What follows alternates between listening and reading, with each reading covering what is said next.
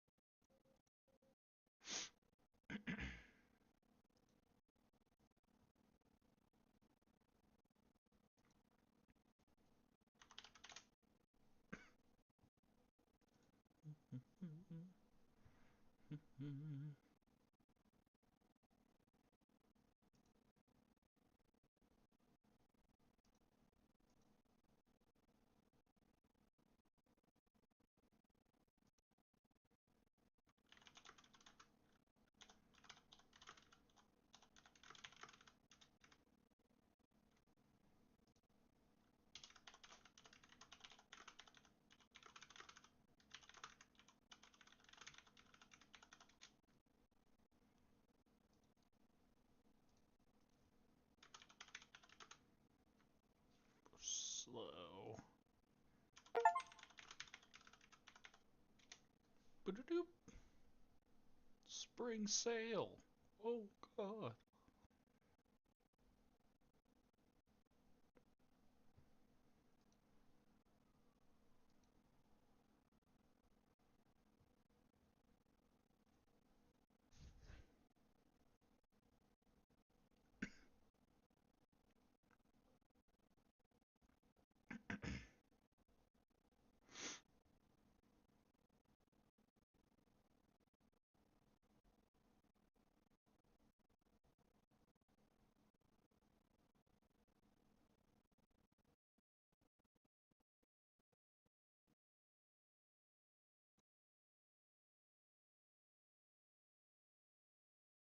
Patching.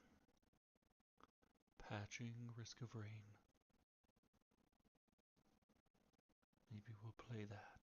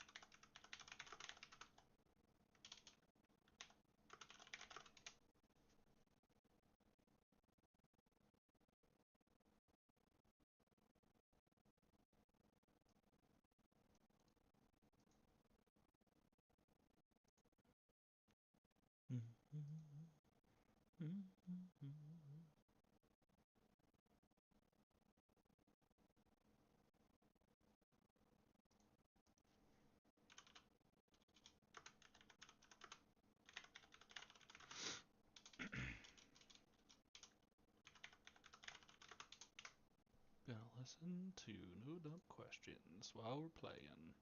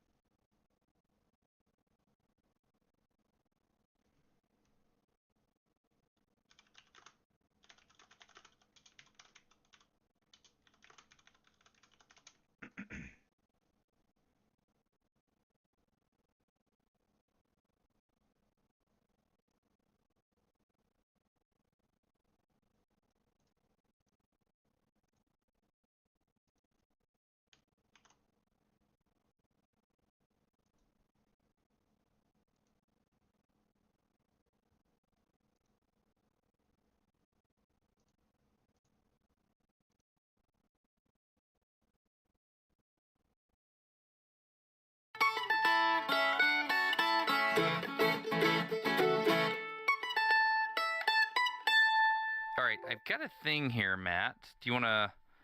It's a wax cylinder player. Do you remember the wax? You were with me the day I got this, right? Yeah, or you had just picked it up recently. It's beautiful. Absolutely beautiful. I've got like just a ton of wax cylinders here. I haven't played any of them. Well, that's not true.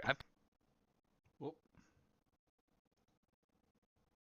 Nope, didn't want to close that.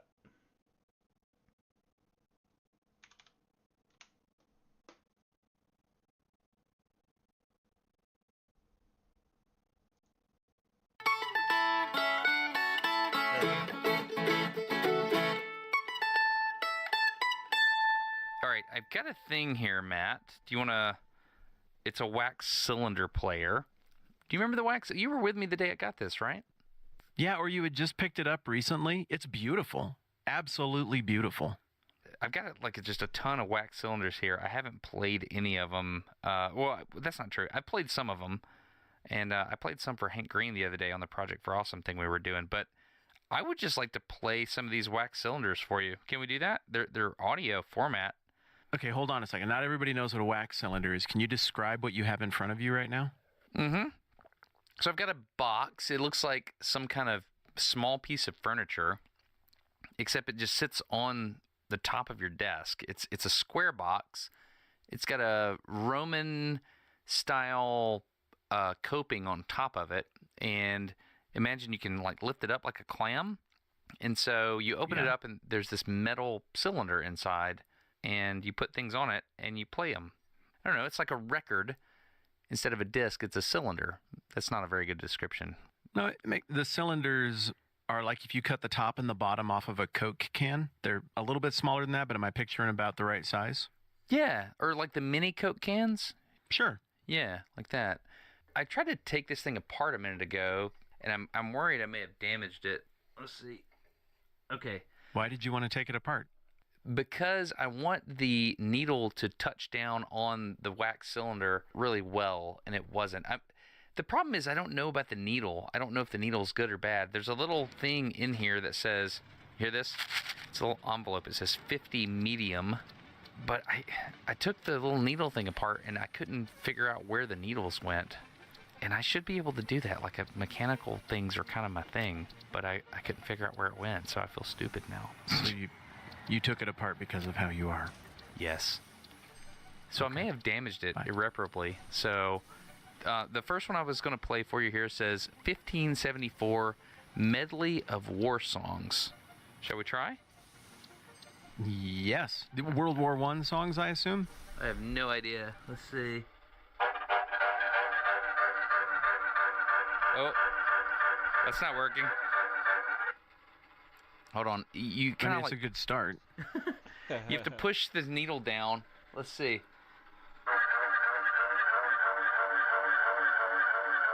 It's not working. That's not working at all. This is not working at all. All right, hold on. I still believe. All right, so wait, how do try a different cylinder. I got to make it move along the cylinder. That seems to be my issue. 1 second. Let me see. When you're pushing it down, it's digging in too much? Is that what you're saying? I think so. It's not... So it has to move along the cylinder. It's not doing that. Here we go. Let's try again.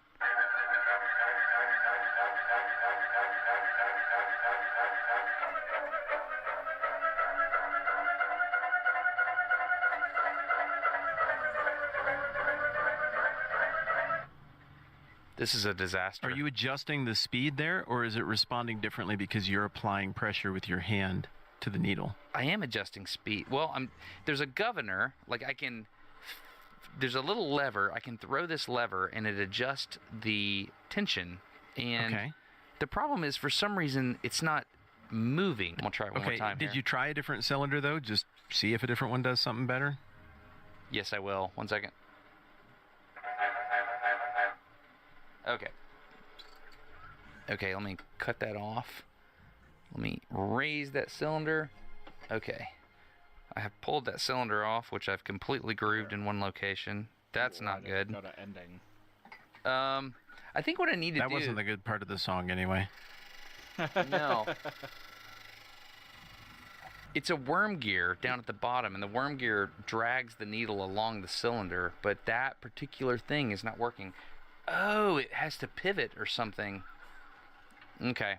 This isn't going to work, man. I'm going to have to take this thing apart, and we'll have to do it on a future podcast. So, I think it's a really good tease, though. yeah. I don't know how to fix these things, but we had one growing up. Did as you well. really? And so I can picture it, and I can picture it not working. I just don't remember how we fixed it. Ooh, there's a But big spring. It was some kind of... It was a bush fix, dude. We did something really weird. I remember it. My grandparents on my dad's side had one of these things, and then Dad inherited it. We would play these things in our shop in downtown Fort Collins. We had a shop called Wear It Again Sam. It was a vintage clothing shop. That was my first job. I sold clothes from World War I, like vaudeville era to World War II. And Really? we would play these things in the store, except it just became impractical because you had to change the record every single song. And I'm trying to sell clothes and stuff, right? So eventually we recorded it all onto cassette tapes, and then we would just play the cassette tapes of these old-timey wax cylinder recordings. But we had to go and change some of them because they were no longer representative of the cultural values of the day and age in which we lived.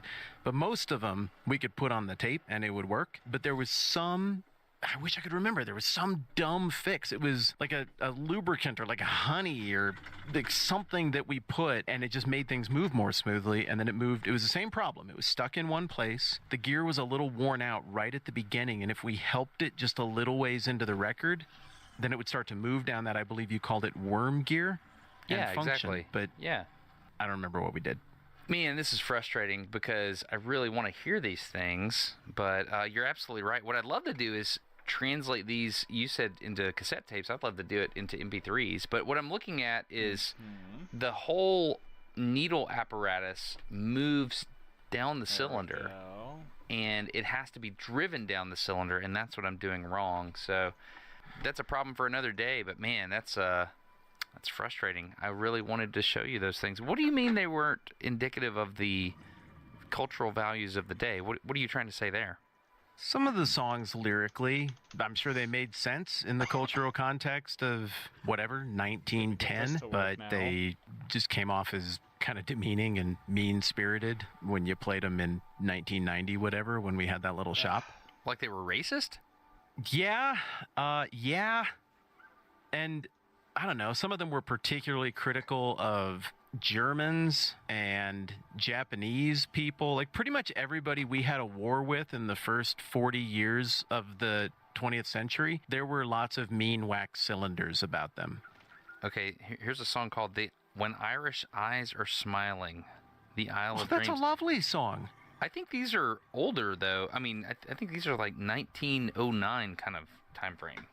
And we had stuff that was that old. The oldest stuff was black, and then the newer ones were blue, if I recall correctly, like kind of a navy blue. Have you ever bought sticks of deodorant that have the cardboard? They're like in a cardboard tube, and they foomp when you pull them open. Have you seen these? Like all natural, whatever. Yeah. They all had cases like that would make a boom sound when you would pull them open, and the wax cylinder would sit in sort of a cardboard base, Like a push pop. and then a protective shroud. Yeah, great. Yes, like a push pop. I remember the song that I learned there was not Johnny Get Your Gun. That's the first line. That's not the song. It's Over There was the song. Maybe I think I Over told you about that before. Over there.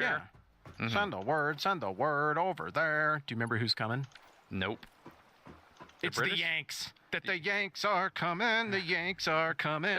We're gonna beat all of Europe in a war with our guns and our plane. I don't know the words, but basically the point is, look out, Europe, because the Yanks are coming. Wow. And I don't think these songs were ever intended to be played for Europeans. Is a big part of why they felt weird. And then the world kind of came to America. You know, you'd have people in there in the shop who are of East Asian descent, and we got songs in there about how we're gonna rock and sock the Japanese. And I'm like, we shouldn't. Guys, we're over it. Like, I feel like we're at peace now. I'm sorry for the song. I'll make that go away forever. I mean, they were just all like, rah, rah, go America, we're going to beat you at fighting. But When Irish Eyes, that's a really just nice folk song. That doesn't have anything to do with anyone being the bad guy. Yeah. Yeah, it's really nice. Maybe we just bought the super racist box of old songs, and you bought the really nice box of old songs. Well, I'm sorry. I was hoping to play some of that for you for like a few minutes, but it's not going to work. Sorry about that. No, now we have a plot arc. Just What's our plot engineer arc? a solution. Well, the plot arc is you're going to fix it because of how you do that. Oh Fix yeah, it, no Dustin. doubt. Yeah, I'll fix that. It'll be something we can Engineer. look forward to in a future episode. Mechanical engineer.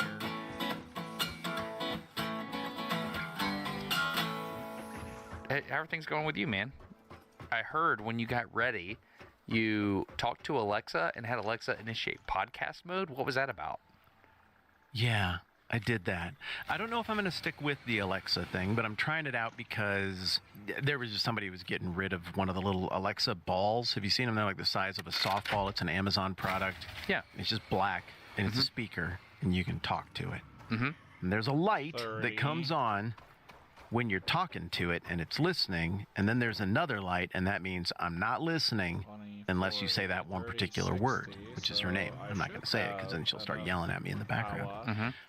So I was like, cool, I'll try it out, because I also got on Facebook Marketplace, somebody was getting rid of a whole bunch of that particular product, Alexa, compatible Wi-Fi switches, dimmers and everything. And I was like, cool, I want to build a whole setup in my little studio thing that I've got, so I can just say, engage this mode, and then all the lights go that direction, and I don't have to do anything. I've now built that out. I'm pretty excited about it, and I'm trying to feel out if you would like to know all the silly things I did, or if we should just stop telling you about my silly self-indulgent automated workspace now. Well, the most interesting thing to me when we were on the That was phone, why. you walk in, and I Didn't can say it because I don't connect. have an Alexa here.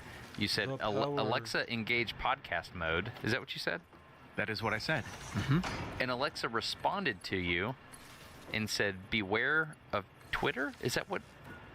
Can you just do it? Oh. Can we hear it? You built a Yeah, reminder into your thing. Can I hear it? yeah, let's, we'll see if you can hear it from here. Alexa, engage desk mode. Desk mode engaged. Beware Desk of mode Twitter. It engaged. devours days. Now engage podcast mode. I want to hear what it says there. Alexa, engage podcast mode. Podcast mode engaged.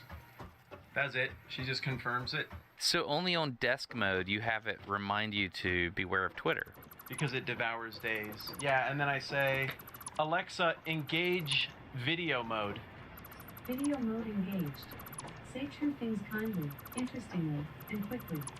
So these are reminders you have for yourself? One reminder is, if I'm going to make things on the internet, make it about the people who consume it as best as possible and not about me. So make it interesting and useful and about them and quick. And then the other reminder is, Twitter doesn't just destroy days, it destroys life. It wrecks my ability to think. It creates a false version of reality, and I'm a sucker for it. And I built in that reminder, and it's been really helpful. It just helps me to close that tab and not wreck my brain on that stupid app. What app do you have on your phone right now? Like, what social media is your poison of choice? Twitter when I have it activated, but I turn it off a lot. Mhm. Right now, honestly, the thing that I keep clicking on that I'm having fun with is Rumble. Have you heard of that?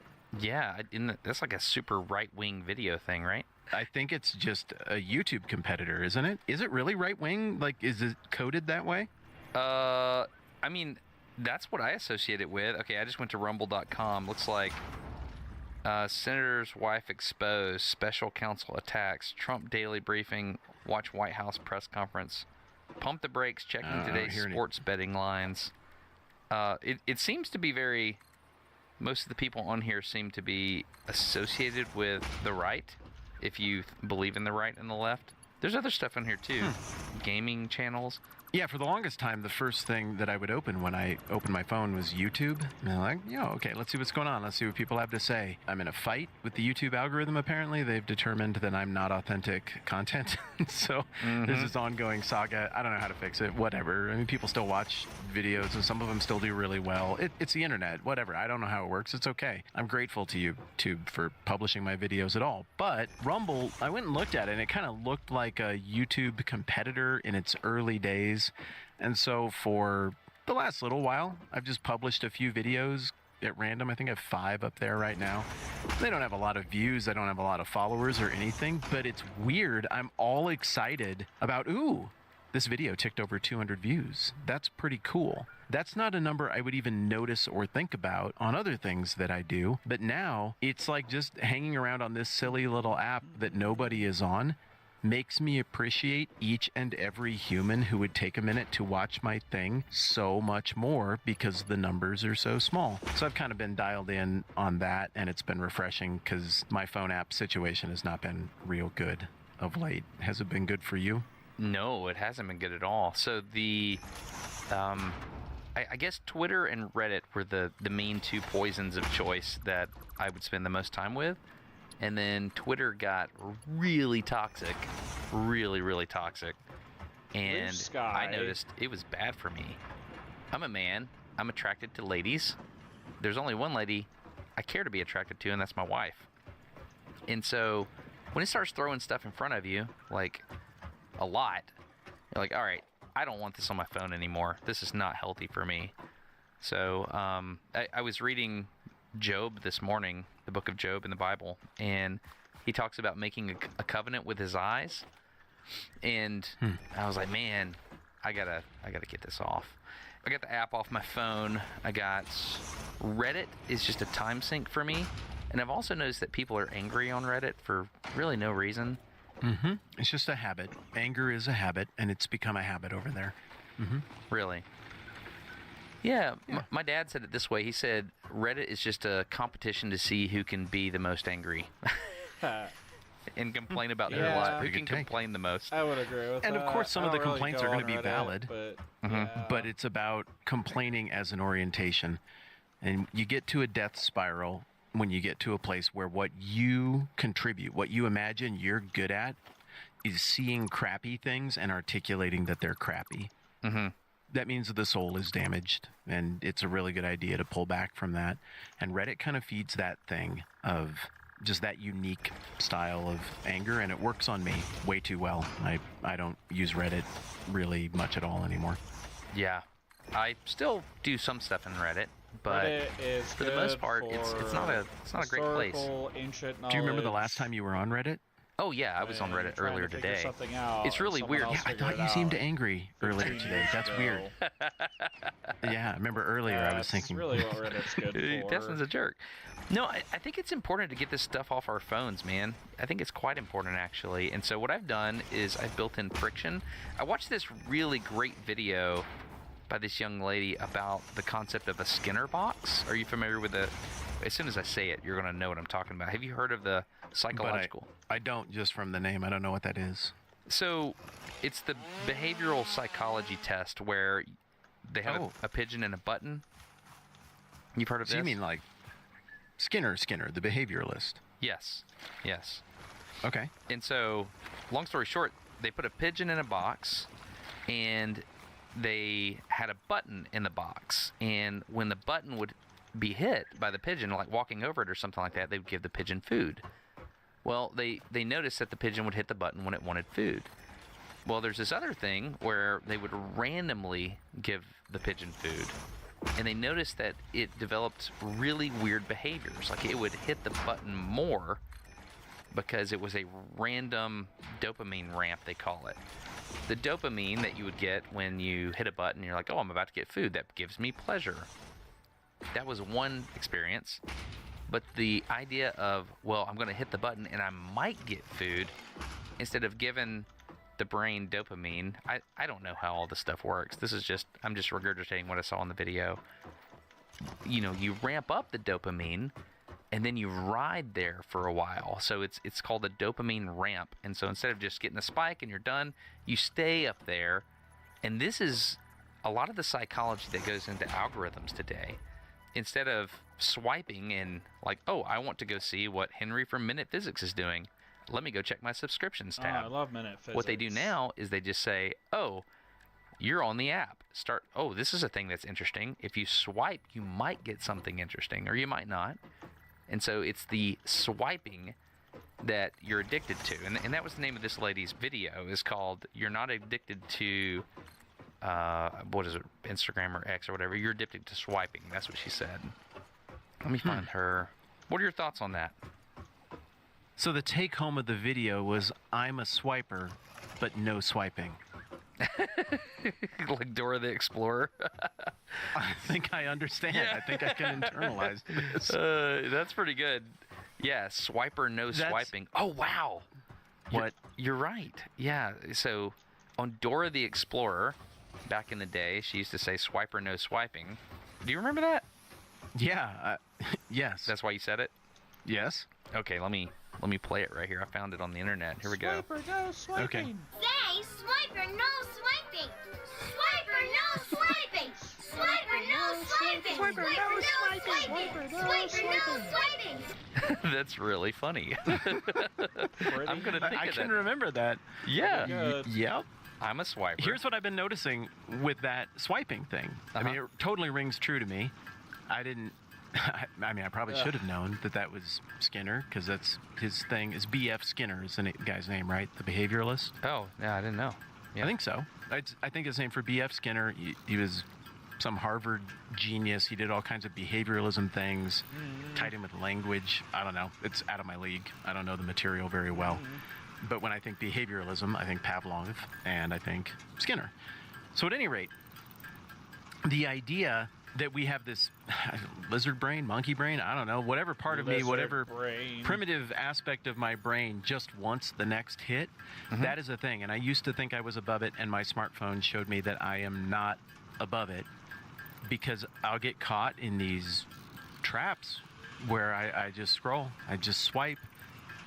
What is going to be at the end of this? It's like the fool who thinks there's a pot of gold at the end of the rainbow. Well, you can't get to the end of the rainbow, dummy. That's the whole joke. What is going to be at the end of the series of swipes? Where will I encounter the truth or the thing that makes me happy? The happiness is in the swipe. That's what I figured out about myself, and it made me feel really, really gross, and I've been reckoning with that That's for a pretty about the big last time 6 sink. months, trying to make some changes. Do you want me to tell you what was at the end of the swipe today for me that made me get off X or Twitter? Yeah. I was on my laptop, and every once in a while I'll check in on X. And today, it was a man being killed. That's what was at the end of my swipe. Gross. So, You saw a dude getting killed? yeah. He had a GoPro on his head. He was, he was in the Ukraine or Russia or something. They were fighting, and Why? guy got was killed, and that I was on like, your why? feed? I mean, my life is precious. Why am I watching this of all things? I mean, this man's life was precious. And then I felt sadness for the loss of life, but at the same time, I was like, this is ridiculous. I'm in a air-conditioned house on a phone, and I just watched a man lose his life. And then there's just some kind of little, I don't know, little meme-type commentary alongside it. I was like, this is insane. So that's what was at the end of the really sad rainbow for me today. So I cut that crap off. Do you know about the app called Freedom? Have you heard of it? I've heard of freedom as a concept, but not the app. Oh, dude, you got to get this, man. I would love it if Freedom were to sponsor Smarter Every Day or this podcast. I would love it. But this is an unsponsored, like, you got to get this. It's freedom.to, like Freedom 2. It's an app. And the app's purpose is to lock you out of your own device in specific ways. So it's kind of like a reverse VPN. It's a thing where you can say, here, I'll just do it real quick. So I have Freedom Premium. So basically what you do is you go to your browser, you click on the little butterfly, and you log in, and you say, okay, here, I'm going to start a session is what I'm going to do. So I have set it up so that I can block Reddit, Twitter, and Instagram. And then you can select all the different devices you want to do it on. So my phone, my desktop editing machine, my laptop, you just click those buttons and say, I don't want to be on Reddit for 25 minutes on these devices starting now. And you just select them all, and then you hit go. And it will block you from that. And so when you try to go to Twitter, when you're here, I'm going to start it real quick from my phone, my editing machine, hit go. I don't know if you heard that. So I clicked it, and it gave me a little session, like bling, like a little ding, like an elevator showing up to your floor. And then if you go try to get on Twitter, let me do it real quick and see what it says. So I'm going to go to Twitter. So it starts loading X, and it'll say, "You are free." It'll just be a big green screen and says, "You're free. Go do something productive," kind of thing. That's kind of what it tells you. It's awesome. You should totally get it. Wonderful. The positive framing is great. Yeah. But what happens if you set like a 25-minute limit on Reddit, but then something happens and you really need to get onto Reddit? What, you can't? I mean, I'm sure I could figure out how to beat it, but I haven't tried to. I have no doubt that I could work around. But what it's doing is creating Obviously, my friction. point is, did you hear how ridiculous that question sounded? What is going to happen that would cause me to need to be on Reddit? Nothing. It has actually There's no happened to me. thing that could occur where I'm like, I gotta be there right now, no matter what. Maybe you have lived there a little bit more than I have, but it's so incredibly rare that anything would happen on any of these stupid apps that I would just need to be there right now. Yeah. I mean, the thing that's happened to me in the past is I've been doing deep research and I've needed to find the answer to something, and then that answer is in a Reddit post. I mean, that's a thing that happens. Oh, I see what you're saying. Internet sure. wisdom. Yeah. I just maybe that's the answer. copy the URL and say, check on this in 30 minutes. Just go keep writing. Sure. Check it out, freedom.to. It's a really, really good thing. I actually pay for it. Yeah, that's brilliant. I'll check it out and I'll probably do it.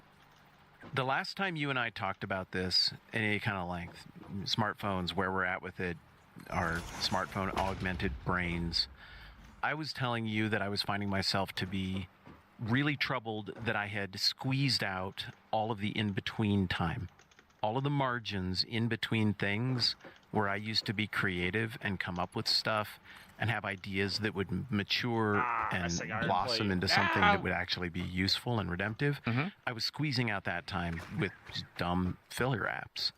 I made a ton of progress on that after we talked about it, and then I completely reverted. And that's what I've been contending with these last few months. I leave myself no margin. Traditionally, I've loved being alone with my thoughts, but something's wrong with me. Now I don't.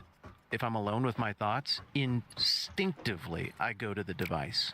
I just draw on a gun from the holster because a bad guy's walking up. The bad guy is, I have time to be alone with my thoughts. I gotta draw. What's going on here? And I hate it, man. It's embarrassing. And I'll tell you something that in part awakened me to this was a skit by Tim Robinson on his Netflix show called I Think You Should Leave. Have you heard of this show? I've heard of it, yeah.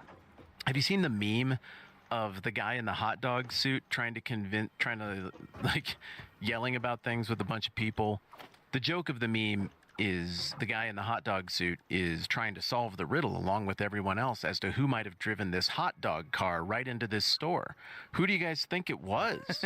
Obviously, it's the guy wearing the hot dog suit. Yeah.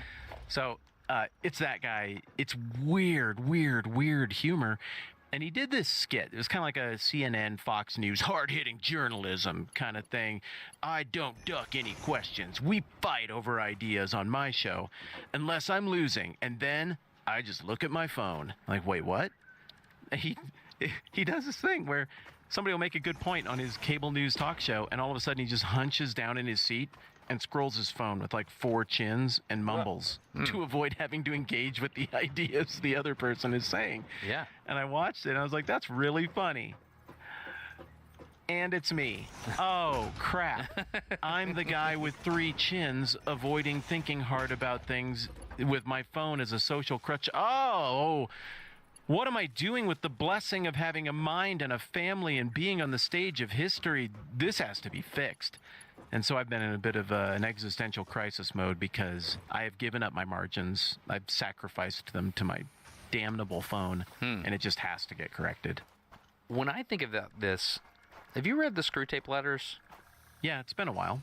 Yeah, one of my favorite books. So it's by C.S. Lewis, and it's a demon teaching another demon how to screw up a guy's life. That's basically what it is. Yeah, it's like a found footage book before that was a thing. You know what I mean? Like Blair Witch Project. Mm-hmm. The whole thing is told from the perspective of like, we just found this stuff and here it all is. Make of it what you will. What's cool about Screw Tape Letters, It's like Bram Stoker's Dracula. No. Just here's some correspondence. Just No. eavesdrop in on this conversation. It's No. really cool. Is that how Dracula was written? Like correspondence? Yeah, Bram Stoker's Dracula is a found footage book with newspaper clippings and journal entries and letters and correspondence and telegrams, all compiled together to just give you a sense of what the story is and what the characters are going through. It's really cool. That's awesome. I've never even thought about reading that, but that sounds great. It's wonderful. So the Screwtape Letters, there's a theatrical production made by the Fellowship of Performing Arts. It's fantastic. It's actually coming to town soon. I'm going to go to it. It'll be the third time I've seen it. It's a play with just two people on stage. It's Screwtape and it's like an assistant demon. It's not Wormwood, but it's just Screwtape doing monologue style. He's writing the letters on stage. That's what he's doing. So Screwtape is the demon and Wormwood in the book is the recipient? Wormwood is the demon that's being taught how to mess with the patient, which is a normal man that Wormwood has been assigned to just totally screw up his life and drive him further away from God. And Screwtape is a veteran demon who's providing the mentoring. Yes, who serves our Father below. Yeah, it's Oh, dear. really interesting. But in the play, this is one of the moments where the play actually stuck in my head more than the written word, the book, because as Screwtape is on stage, he starts talking about noise and the importance of noise when you're trying to destroy your patient's life. He's up there and he's saying, the two things we hate are music and silence. We hate a lovely sound and we hate some. Well, let me just pull up the quote. Can I just read a little quote from you from the Screwtape Letters? Of course, please. All right, this is from letter 22 in the Screwtape Letters. And it says this. Now, this is Screwtape talking to Wormwood. And he says, "Music and silence, how I detest them both. How thankful we should be that ever since our father entered hell, though longer ago than humans reckoning in light years could express, no square inch of eternal space and no moment of infernal time has been surrendered to either of those two abominable forces, but all has been occupied by noise. Noise, the grand dynamism, the audible expression of all that is exultant, ruthless, and virile." Virile, is that how you say that? Virile? Sure, that sounded good to me. What does that mean? Virile? Bad, I guess. Ruthless and virile. Noise, which alone... Go ahead. I think it means more like aggressive and assertive and full of vigor. And Okay. yeah, so I think he's talking about a malicious thing that has all kinds of abundance of energy. Noise, which alone defends us from silly qualms, despairing scruples, and impossible desires. We will make the whole universe a noise in the end. We have already made great strides in this direction as regards to the earth. The melodies and silences of heaven will be shouted down in the end, but I admit we are not yet loud enough, or anything like it. Research is in progress. That was written a long time ago. What do you think he means by noise? Anything to distract you from beauty or silence. That's what I think. So not just literally sound waves hitting your ears, but by noise, you read that to mean any disruptive force. Distractions, yeah. In the play, it's the one moment in the play that you get angry. There's several moments when you realize what the demon's doing, but in the play, it just gets really, really loud, and there's car horns, and there's like literal noise, but then there's music and played in a bad way. All kinds of distractions are happening. And for me, in particular, I don't like to be distracted, and I'm fine. Like, I was in a coffee shop today, and I went to work and type, and I noticed there's somebody at the other end of the... I think this is just part of getting old. There was somebody at the other end of the coffee shop just being really loud with no regard to anybody else in the coffee shop. I was like, I need to go to a different room. So I did. You do get very fussy over noise. I do. Like you get grumpy and you've been that way for a very long time. Yeah. So I'm not sure it's a function of age. Yeah. Does noise bother you? More than ever lately, man. Since I've been having this problem and realizing that I've been medicating away all of my quiet in-between time with my stupid phone, all of a sudden I actually do get on a thought. I do find myself being productive and having sort of a flourishing moment in the life of my mind, and then noise wrecks it, and I'm mad. And as I am starting to catch this problem and address it and change some habits, I find myself a little bit less angry over noise interruptions because I'm allowing more time for thought. I'm spending more time in those margins. So for me, I get madder over noise because I'm failing to build in any time for thought or reflection, and then noise interrupts me when really I should be mad at myself because I'm not building in time for these things. I do too. I get really mad, and it's almost like an admission of lack of self-discipline. Like I get mad at myself because I realize that I'm failing. So I'll give you an What? Yeah. Failing? Yeah, I'm failing. Like I'm failing to spend time in thought, and I'm failing to use my mind. And there's a really, really good video. So the first video I suggested watching earlier was The Skinner box? the Skinner box. Yeah, it was from a lady. Her channel's name is HG Modernism. The title of the video is "You're not addicted to TikToks/Reels. You're addicted to the scrolling."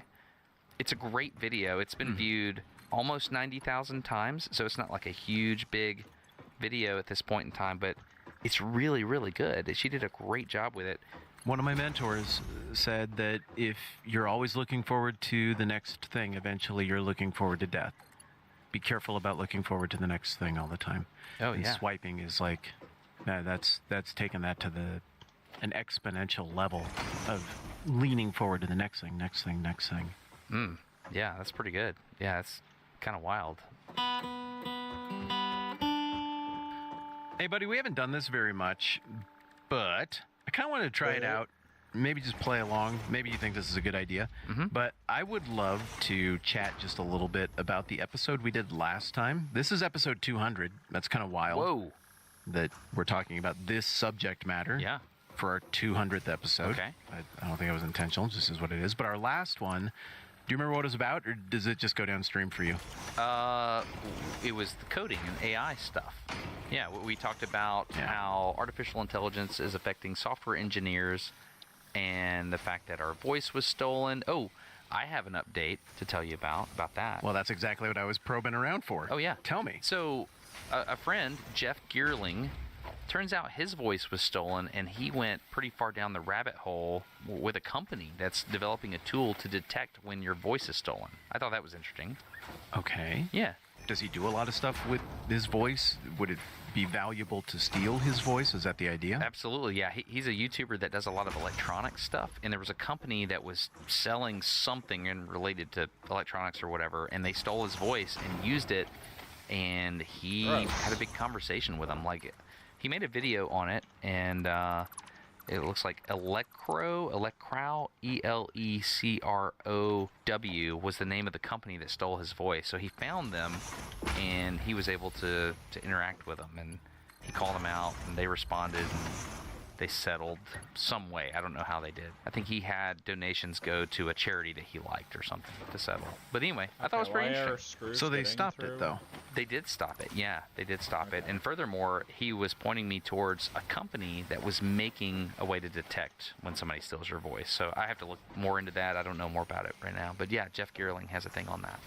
It's exhausting that you even have to contend with that. My goodness. It's weird. My goodness. Yeah. Okay. Would you mind if I just reel off a couple of comments here from the Patreon discussion and see how it hits you? Yeah, absolutely. So this is where we posted the episode on Patreon, and these are things that people said in that comment thread? Yeah. Okay, yeah. Bring it. Yeah. I like this one because it expresses disappointment in you. Micah. Micah writes, the one thing I was disappointed about not being addressed was, quote, does this conversation change if we make it a human? Quote, if a team of writers was doing a Matt Whitman style, would that upset you? If there was an impersonator that got your tone and timbre just right, would Destin be mad if the impersonator got hired for a voiceover on a science video because they sound like Destin? You see what he's setting up here? Yeah. No AI here in this scenario. Yeah, I see it.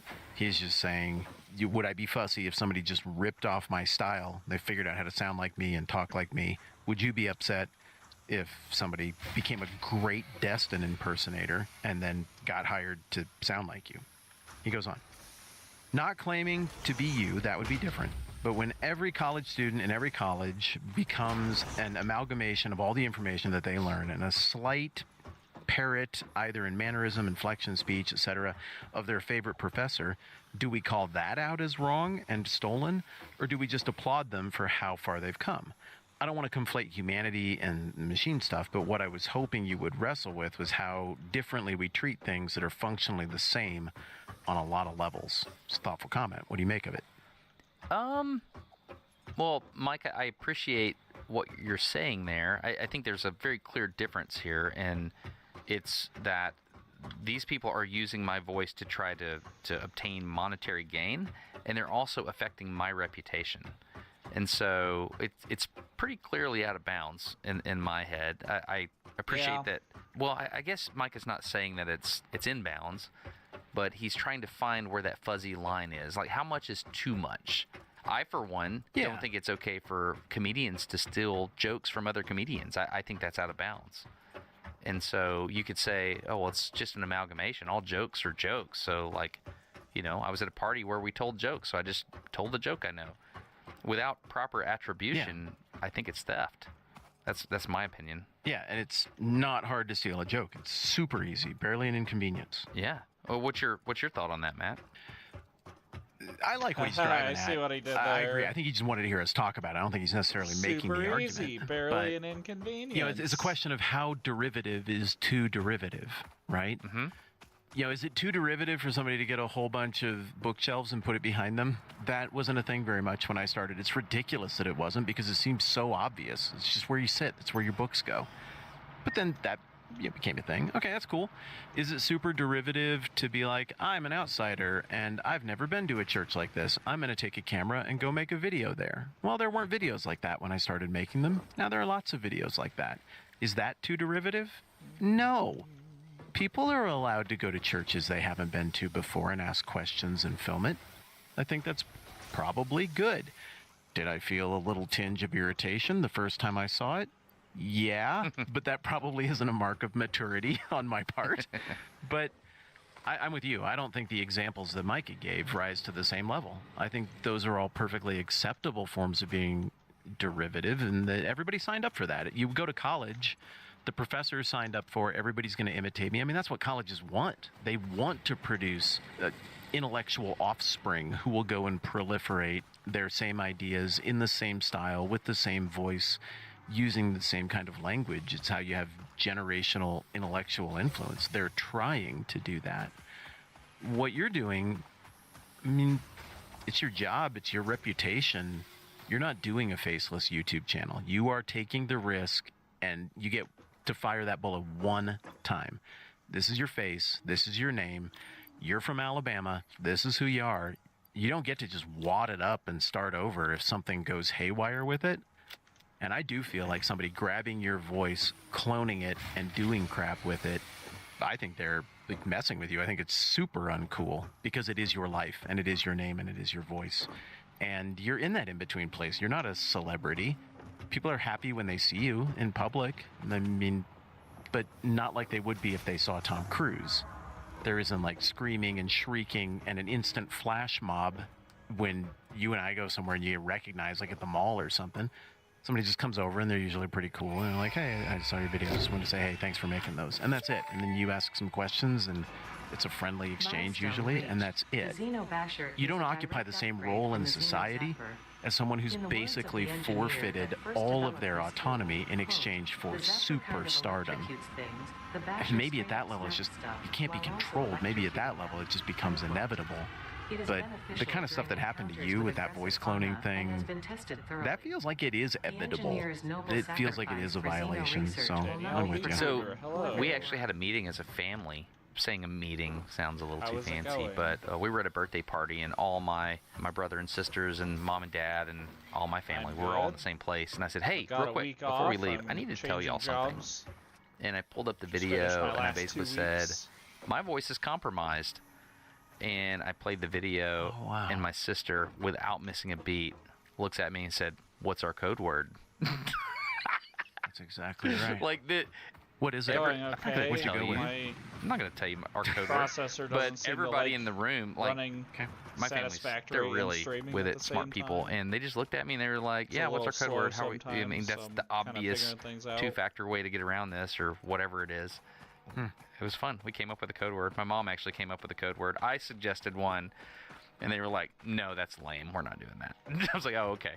Your mom came up with Yeah, it? my mom came up with it. Okay, so the secret code word is sweet pumpkin baby. That's not what my mom sounds like at Listening to all. a podcast. They're talking about That was pretty fun. social I was just media trying, and yeah. the need to Wanted to see if I could make you change moderate your code yourself. word. We have a watching couple it. of scenarios that they're just not on the internet, never talked about it. They're just I've had a funny Twitch account family since, things. like, And you need to know all of those 2017. scenarios if it ever sounds Off weird. and Oh, yeah. on. Like, remember the thing from the thing that nobody else knows, and it's just our Might be little a few immediate over family funny here. thing that happened. Do you remember it? Fill in the gap. And if you can't fill in the gap, it's an imposter. Shoot him. I mean, That's pretty good. That's pretty good. Yeah, that was fun. Yeah, thanks for the question, Mike. did you catch Why did I that somebody? blow a fuse? Oh, agreed. Did you catch that somebody in the comments knew why Python is called Python, and my idea was wrong? I did. They said it was from Monty Python and the Search for the Holy Grail, which is awesome. What is your quest? To find the Holy Grail. That's fantastic. But do you know Use your why? quest. Did you read any explanation for why Python is called? Like, what's the connection? Yeah, in the Patreon thread, let's see who it was. It was Octesian said Monty Python's actually named after Monty Python. And then there was somebody else that, I forget who it was, that brought it up and said Power. that the people that made the language were just really into Monty Python, and they thought it was cool. And I thought that was great.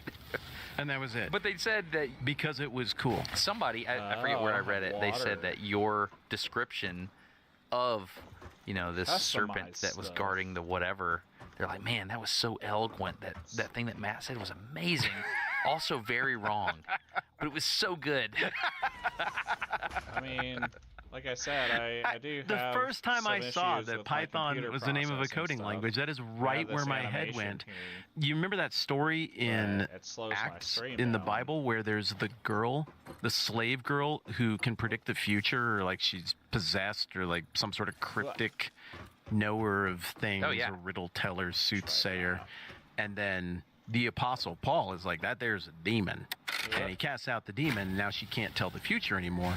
But her dirty slave owner, master of the house type is mad because now he can't exploit the kid anymore.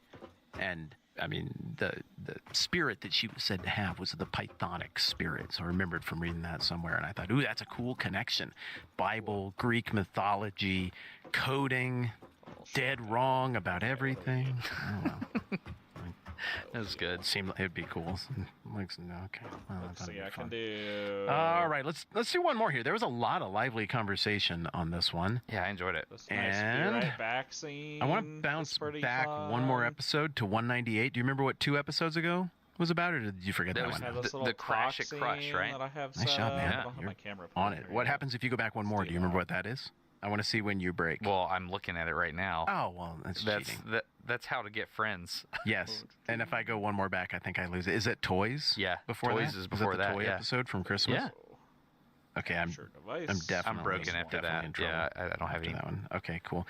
We did one about the Holy Grail in there Oh somewhere. yeah. Maybe we before did. Toys. Yeah, we did. I do Okay, have a because Discord. I remember you made the cool cup me pull it thumbnail. up You, really quick. thanks for making the thumbnails, by the way. Every now and then you just surprise me. You're like, I made a fun thumbnail, and then I see it on there, and I think, did I make it? No. Then it was Destin. Those were fun. Thank Yeah, you. I enjoy it. Yeah. All right. I had a follow-up from the Crash at Crush. A whole bunch of different people jumped in different places and had a take on what the torpedoes were. Do you remember the torpedo controversy disagreement that we had? Yeah, so I thought they were actual explosions because of how it was back to written, and you this thought one. it was not actual explosions because of how it was written. But we have an answer. I thought it was a metaphor for the train. The train is a torpedo hurtling down the track, or a simile, I guess, and we were both wrong. Mm-hmm. So what they turn out to be? They're called railway detonators. It's like a little wound-up paper banger. So, like, you can put it on the track, and when the train wheel hits it, it'll explode. And that's a way to signal to the train, hey, you need to stop. And so, back before there were radios, that's how they operate trains nowadays, I believe. But let's say there was an issue on the track. You would send a runner straight up the track to put these bangers or these torpedoes on the track so that when the engineer is driving and he hears bang, bang, bang, bang, you know, because they've got these little detonators right on the rail, he knows, oh, I need to shut this train down. Discord. Something's wrong. Now my But I would computer's think that running would really be. slow. There's a huge Late. flaw in that system, though. When you're talking about trains traversing the Old West, and all of a sudden the engineer hears bang, bang, bang, bang, and it was like, oh, I should stop you can the join train. my Discord channel. What if they're train robbers? Here, I You didn't would have want the it train to ready. keep going. Yeah. You got to make definitely sure that what you're hearing. I don't know about the system. That's my point. I have some concerns. There's got to be a way to. Okay, let's see. Okay, I'm on the Turn this Wikipedia back on. article now. Detonator railway. David Tanner, by the way. David Tanner was the guy who pointed us that direction. Good comment. Thanks, David. Yeah. So it says in the United States, a torpedo is a device which is strapped to the top of a rail. When a train drives over the torpedo, it emits a very loud bang, which can be heard over the noise of the engine and signals the engineer to stop immediately. Torpedoes are generally placed by the flagman when protecting a train ahead. Torpedoes are about 2 inches by 2 inches, red in color, about 3/4 inches high, and have 2 lead straps attached, which hold it to the rail. The torpedo has discs that are filled with detonating powder. The torpedo was invented in about 1874. That's pretty cool. And so when was the crash at Crush? 1880?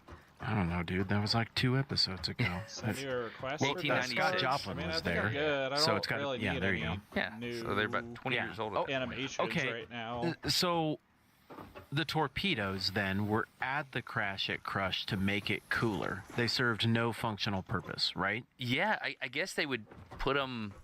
If I were designing it, I would go right to the midpoint where the detonation or the impact were to occur, and I would say, okay, 50 feet in each direction, now 100 feet in each direction, and that would give me an idea of which one was running faster. So if you hear bang to your right before bang to the left, you're like, oh, the train on the right is going to get here first. Yeah, well, maybe they were using the torpedo. Maybe, interesting. No, it wasn't a closed loop system because the engineers started up the train and then jumped off. and they left. Yeah.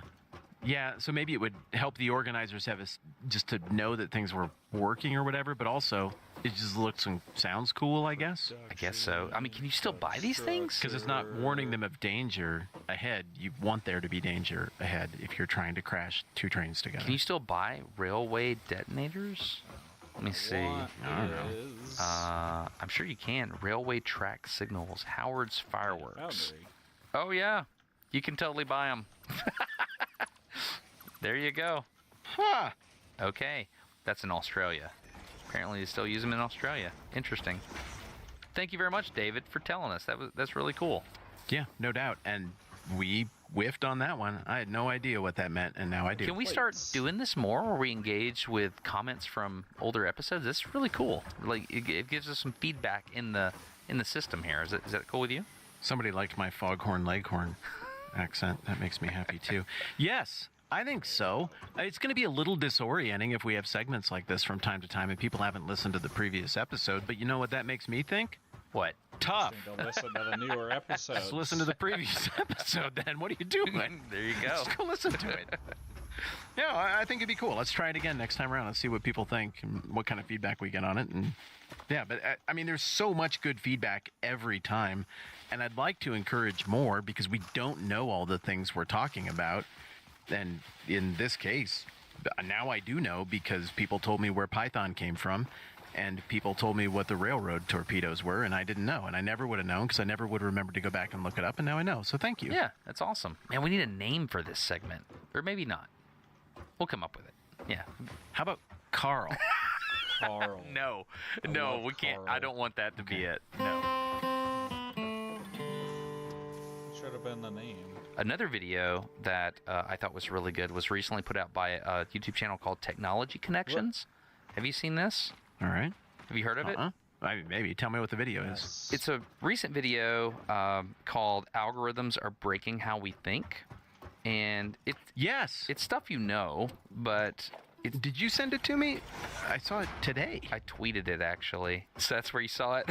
That's where I saw it. Dang it. Oh, that's... Dude, this whole stupid conversation just imploded. Yeah. Dang it. That's pretty funny. Yes, I knew about it because of the thing I'm not trying to use. Yeah, Oh my goodness, I look like an idiot. No, you don't. Crap. Man. That's what I did.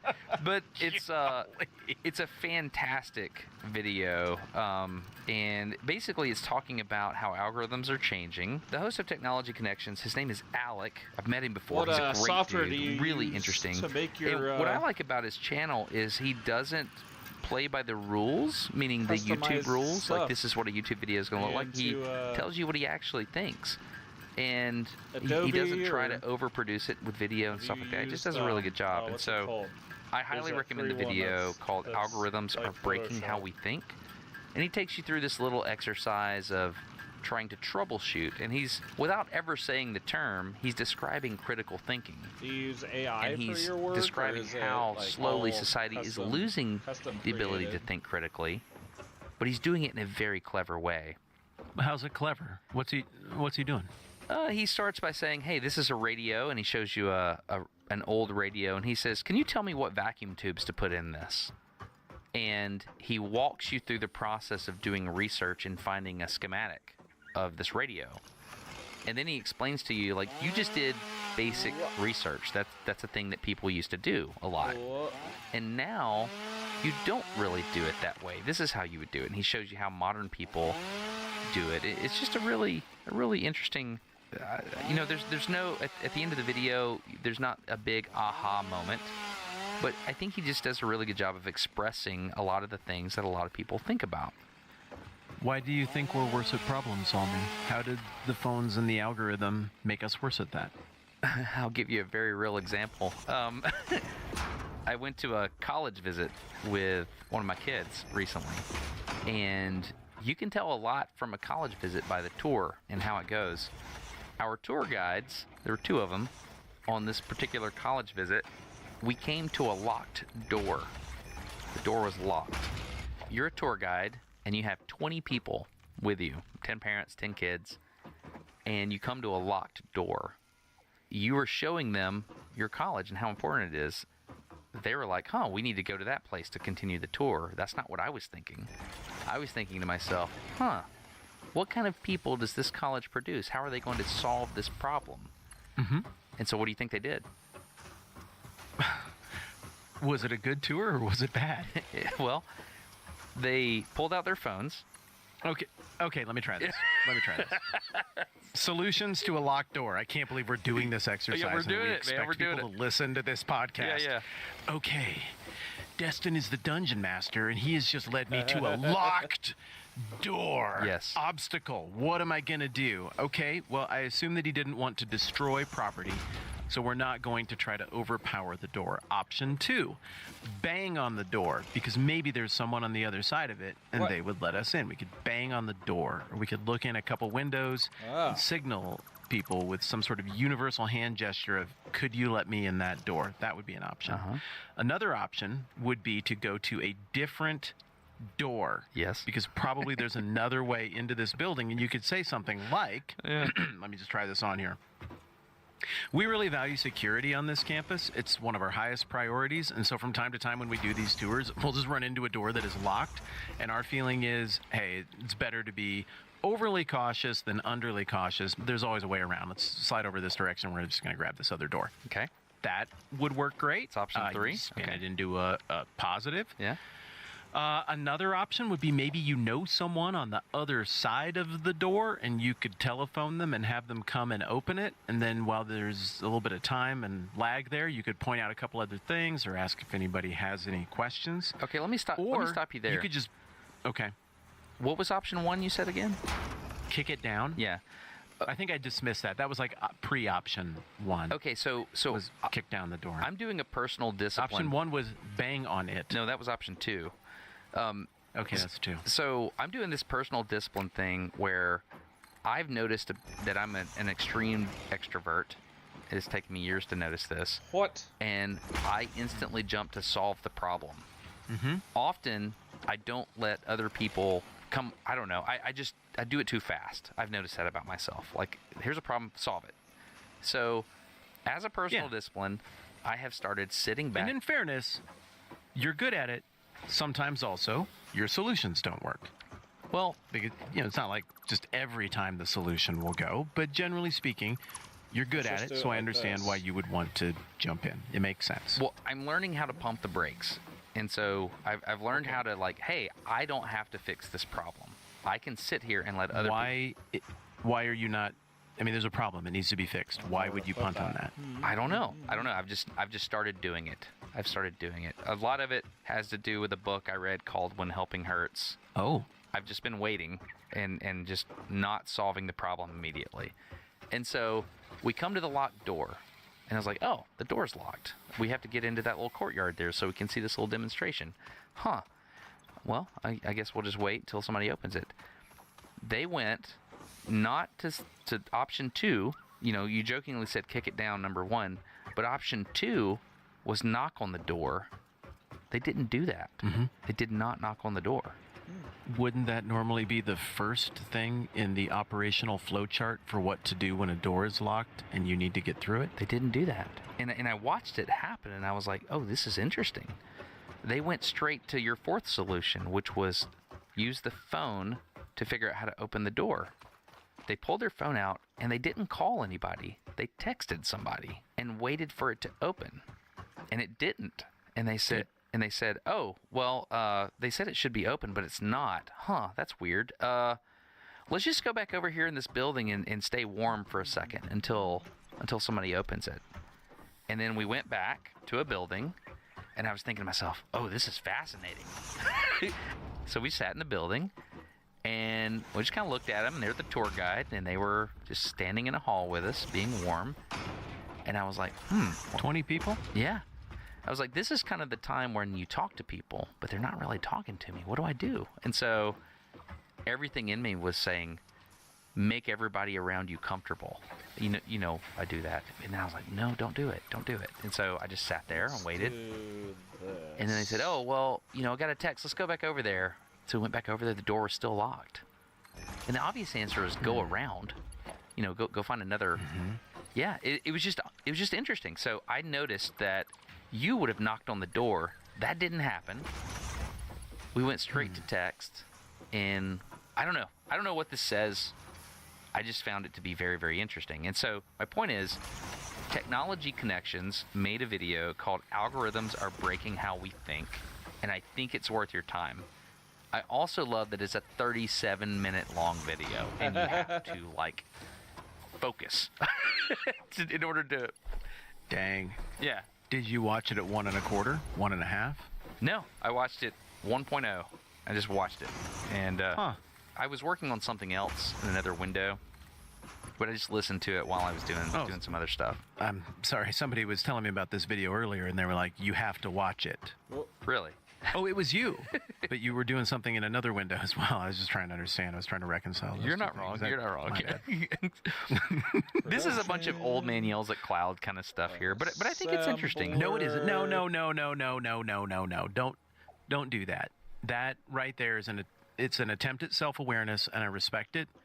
But old man yells at clouds, that's the kind of thing that happens when people who aren't making any effort to deal with their own problems talk about a problem. We have been that before. We are both acknowledging this is a problem, and we are in it, and we are part of the problem.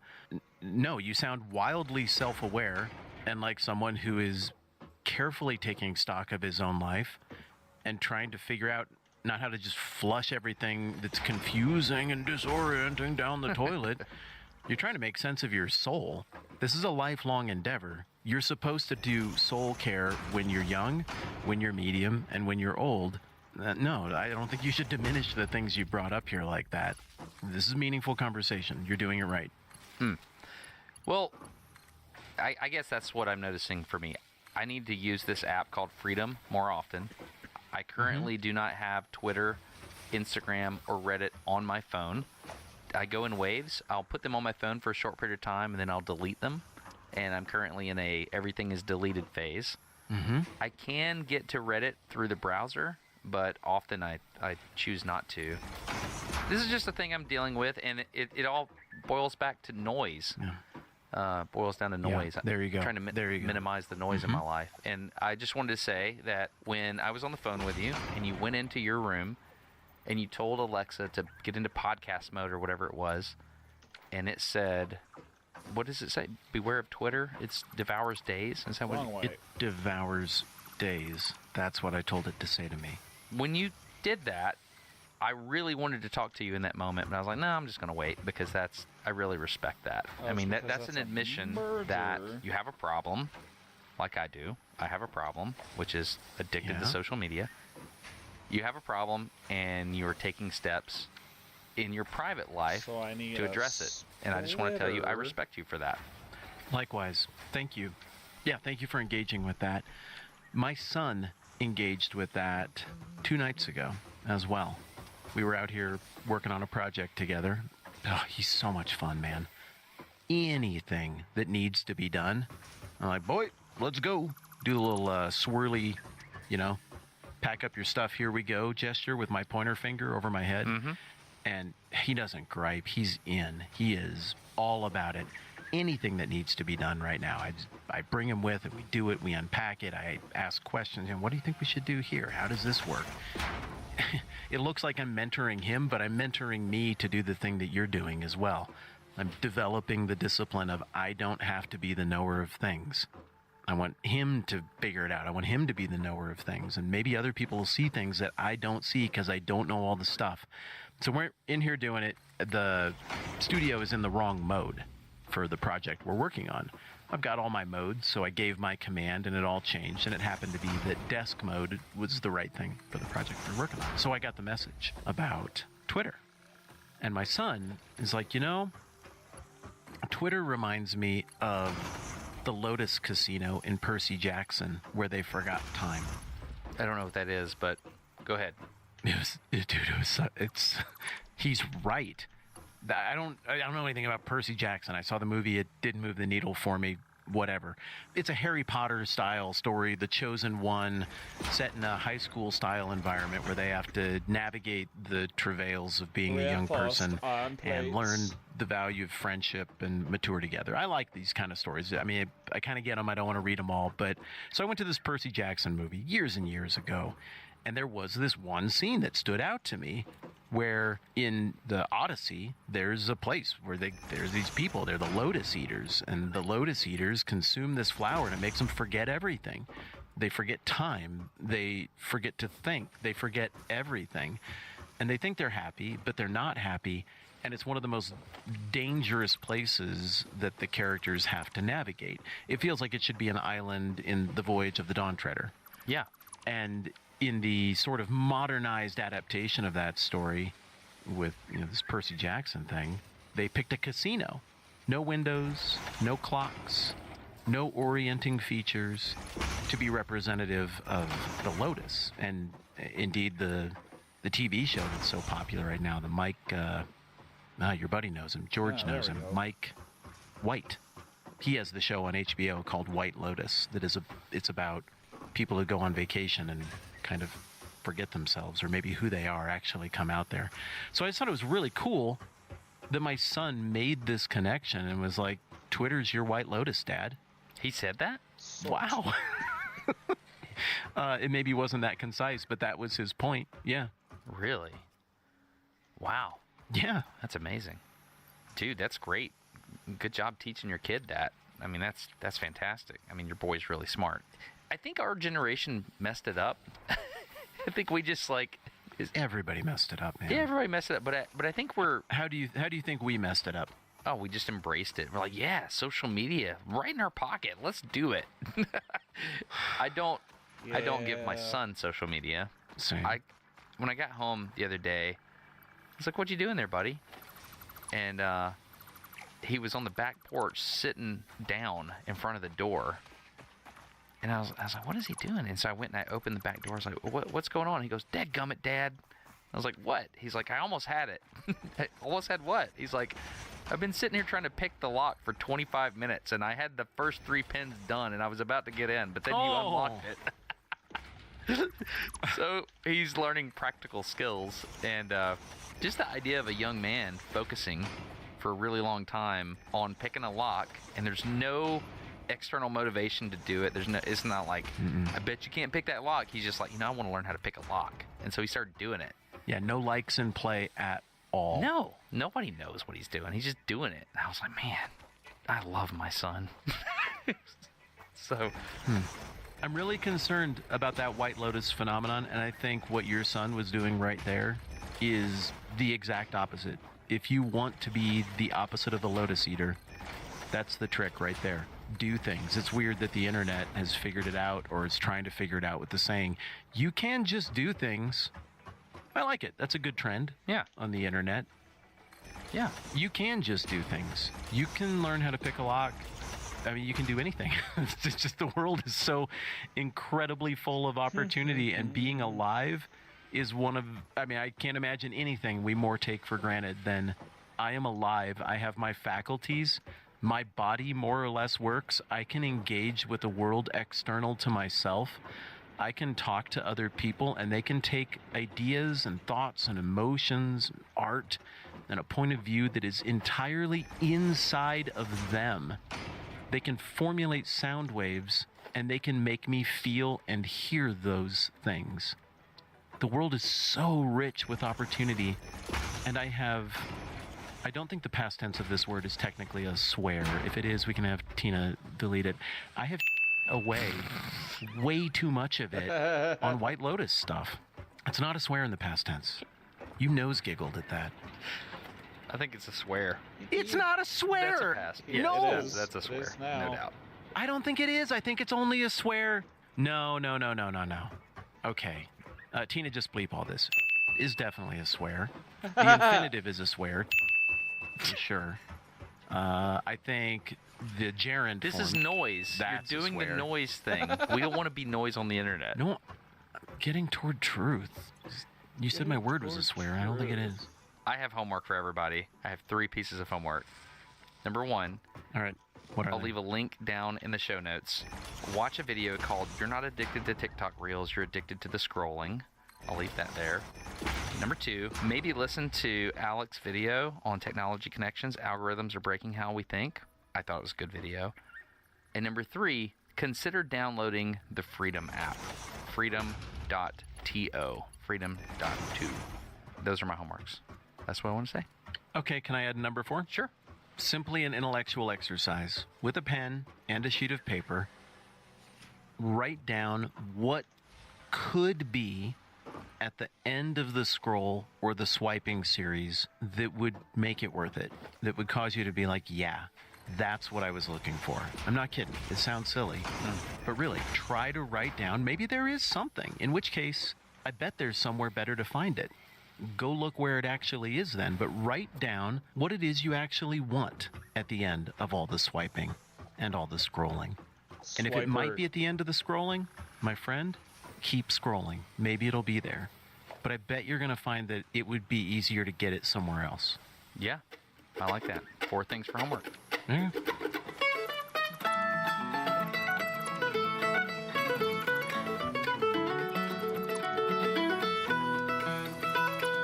What?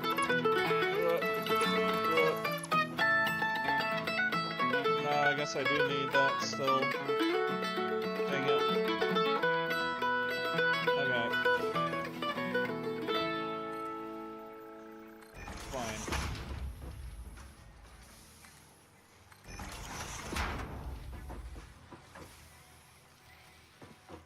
Seven.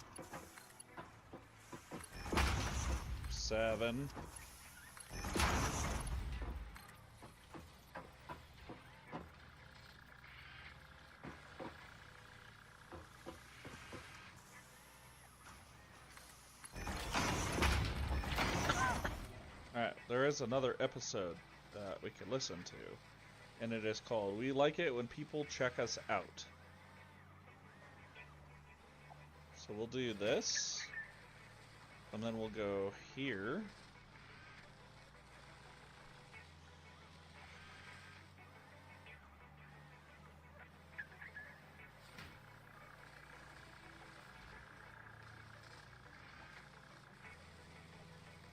And then we'll go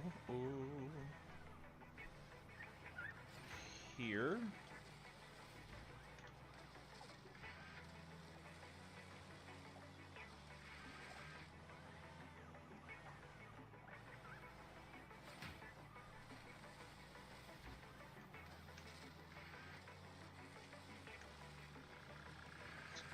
$201.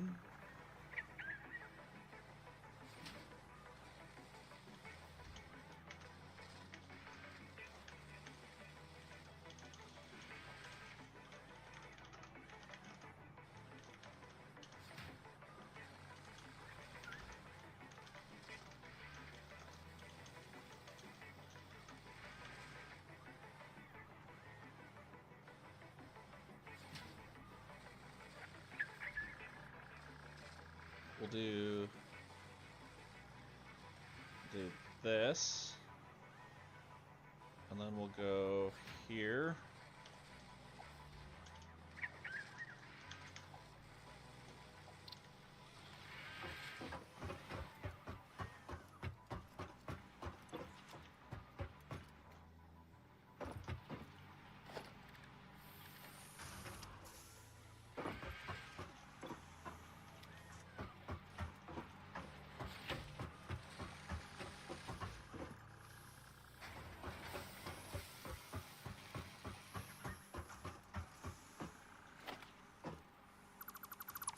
What if I did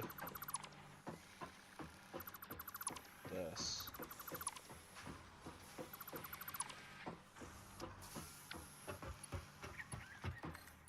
And went here.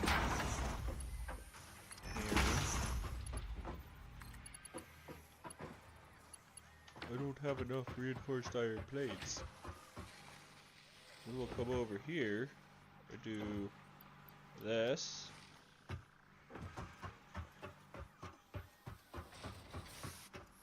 Then we'll do this. Other way, other way. There we go. This and this.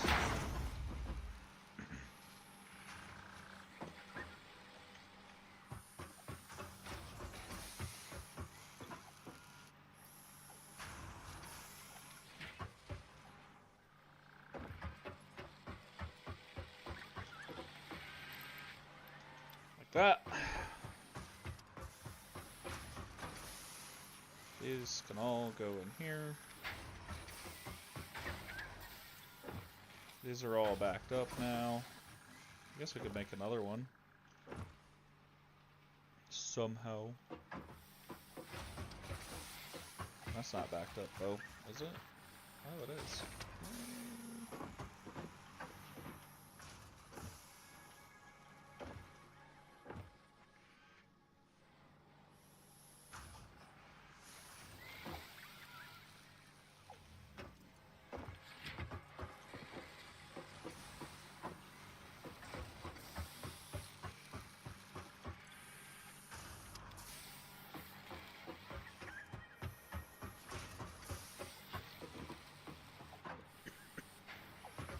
Oh, that's all backed up.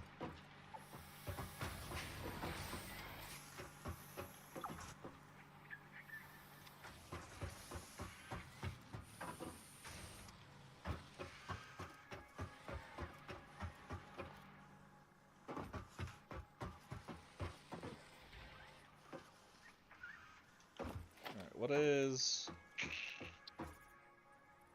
How can we make... Nope, not that. How can we make...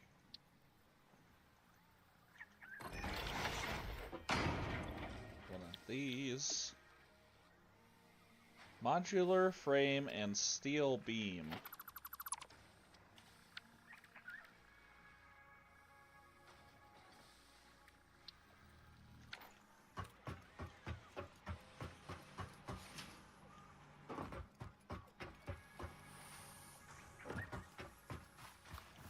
You know what I would like?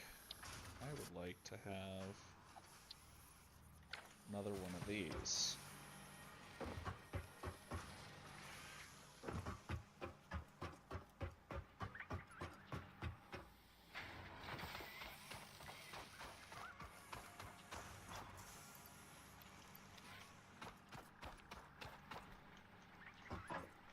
Hello, Timber.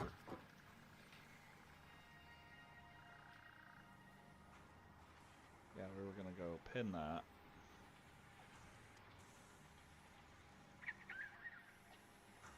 In here. We're gonna go ride the conveyor belts.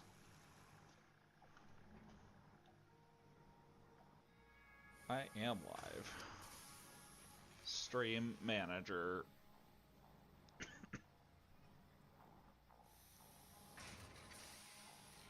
I just love getting advertised too while I'm streaming. It's so much fun.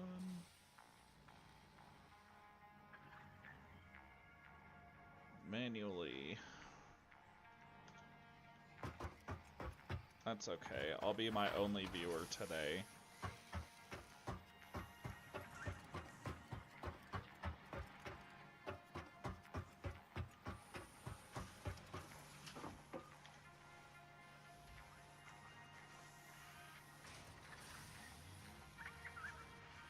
Let's go here. Let's go here.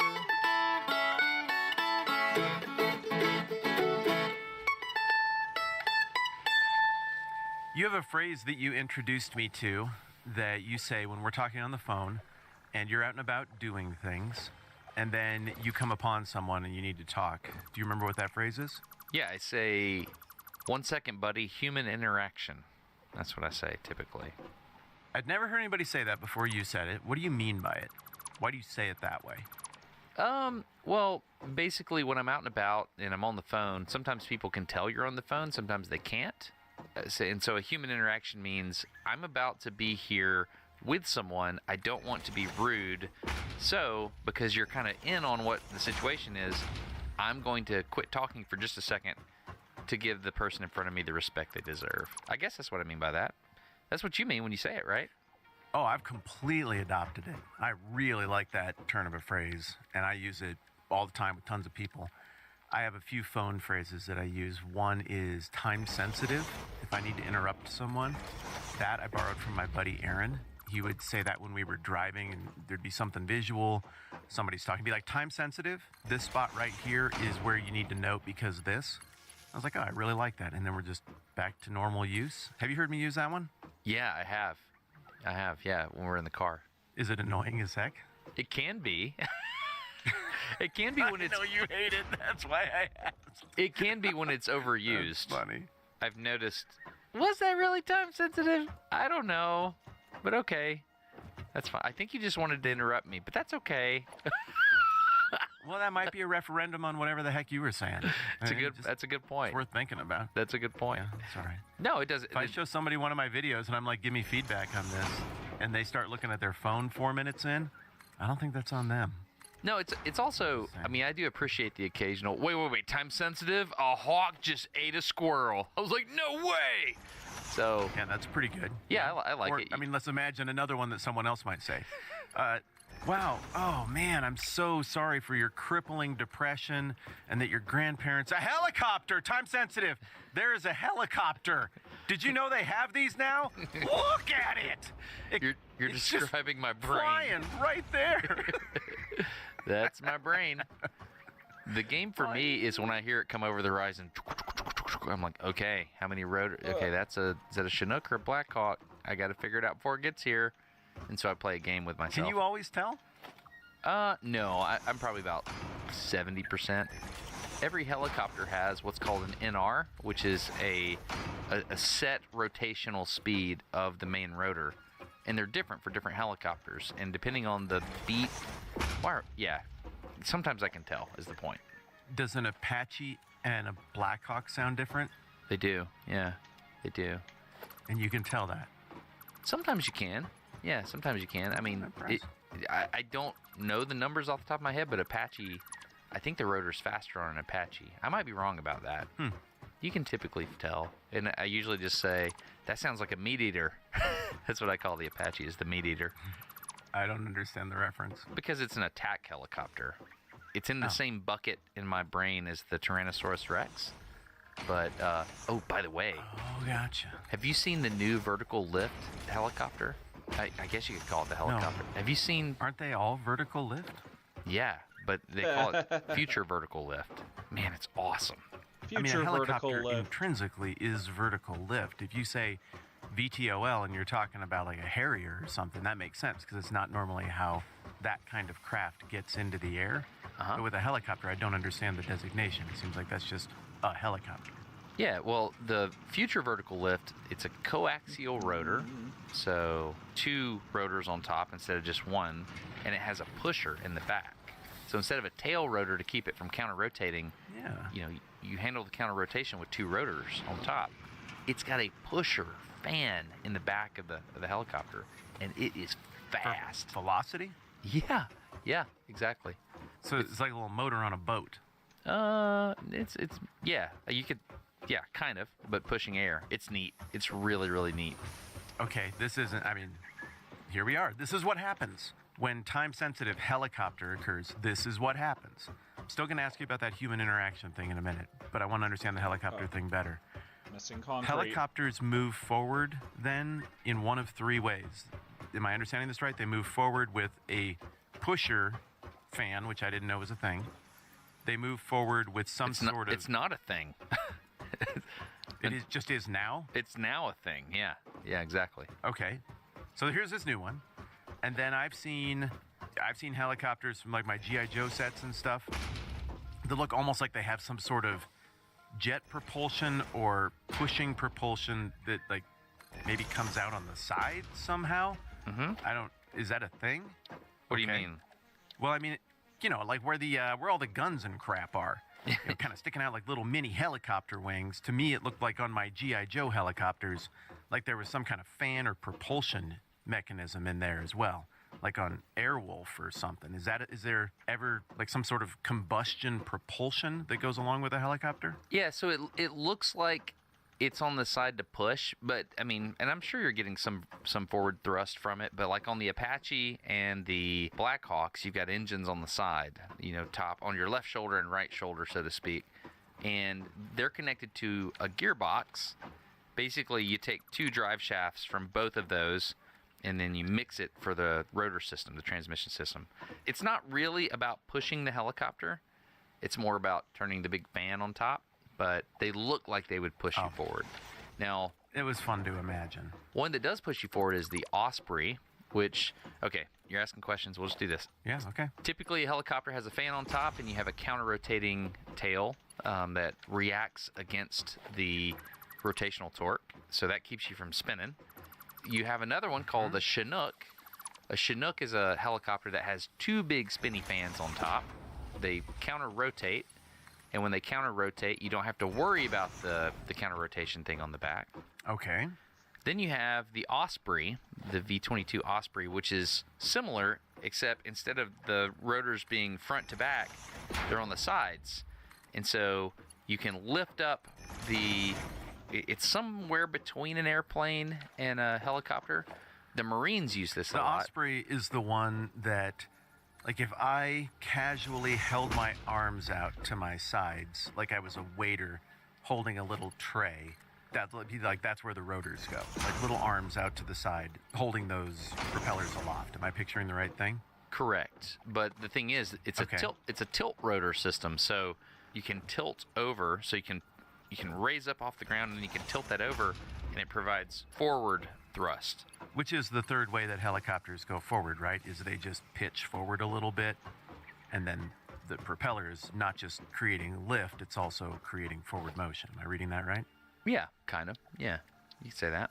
Okay, I'll take kind of. Yeah. Okay. And So then the Osprey, is that Marine One?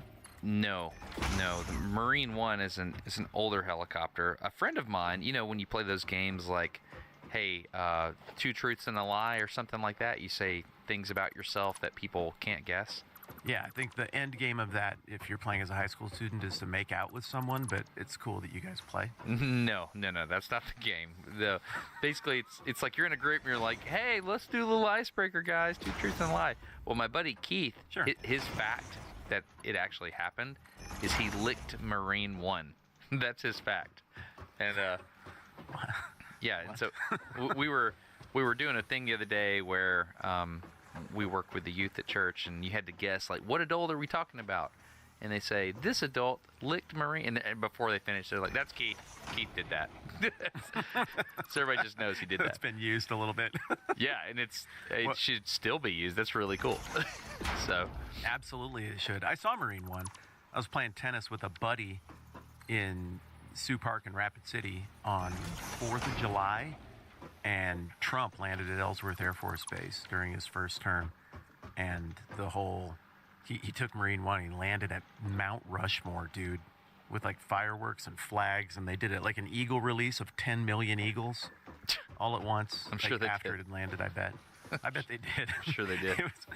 It was ridiculous. Like, as that thing flew overhead, every court was full and everybody stopped because it was so low going across Rapid. It went right over the dinosaur.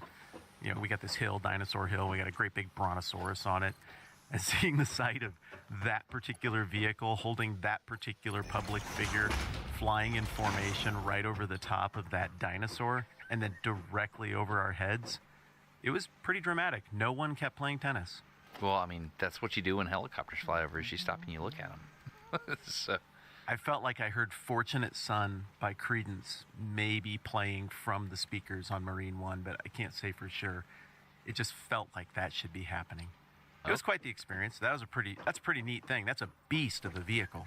yeah, that's an older helicopter. It's not a particularly impressive helicopter to me, but it's a very reliable. Well, aren't I dumb for being impressed? No, you're I don't not. know, man. I don't see things like that very often. I thought it was rad. Yeah, I mean, yeah, helicopters are awesome. That particular one is interesting. It's old and very reliable. That's why it's Marine 1, which is interesting. The new helicopter is just a wild thing. It's called the Raider, but it's very, very fast because it can land anywhere and it can just go stupid fast. And the reason it can go fast is, I think we've talked about this before. If you have a helicopter rotor that's turning, you have an advancing blade and a retreating blade, and if the advancing blade breaks the speed of sound, which is just the rotational rate of the rotor plus the forward speed of the aircraft, if it breaks the speed of sound, then bad things happen. Like what bad things? Yeah, you get shock waves on the tips of the rotors, and you also, usually on the other side, on the retreating blade, you get stalls. That's not good.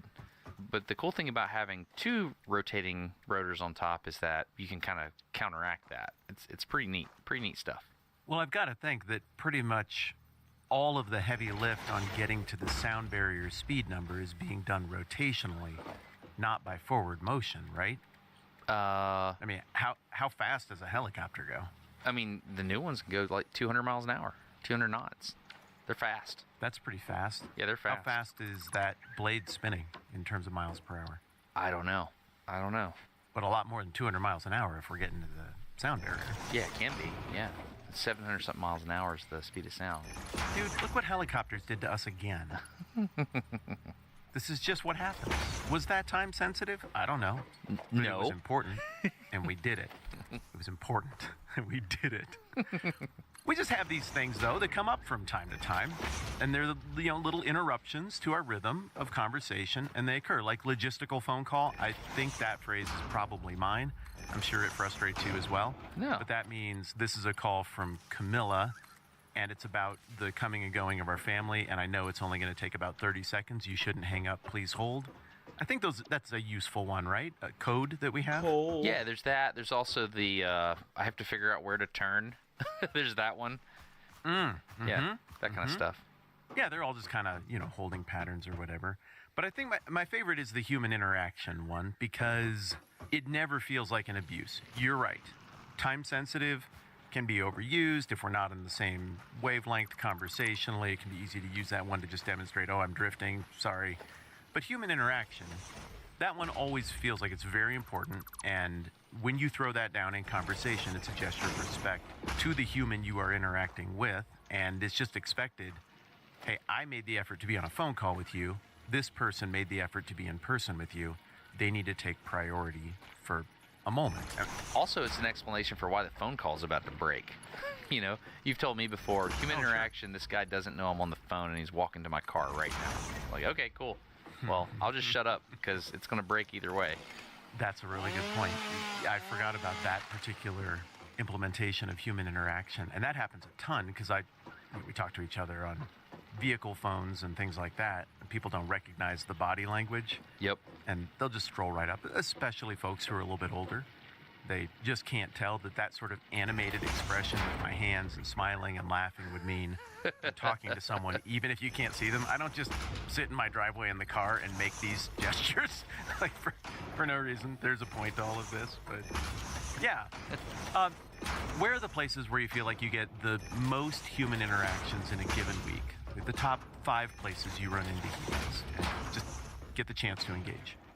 The gym, maybe, is one. Sometimes those are awkward interactions because somebody's working out and you don't really make eye contact when you work out. So I'd say the gym, when you're doing church or school, those are big ones. And then you've got the grocery store, drive-through lines. That's a big one. Mm-hmm. I'd say those. Not gas stations usually, unless you go in. No, and not airports. It's amazing how much you go through an airport and don't actually interact with anyone in any meaningful way. Yeah, I agree. Have you ever got to know somebody, at a restaurant or a checkout line where you see them enough that you kind of catch their name and you have stuff to go back and forth with them over?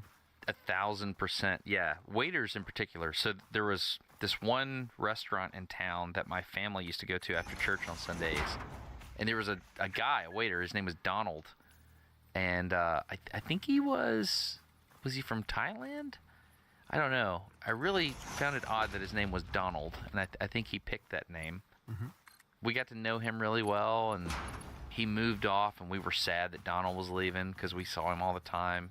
But typically waiters are people that I interact with, and I just kind of know the person.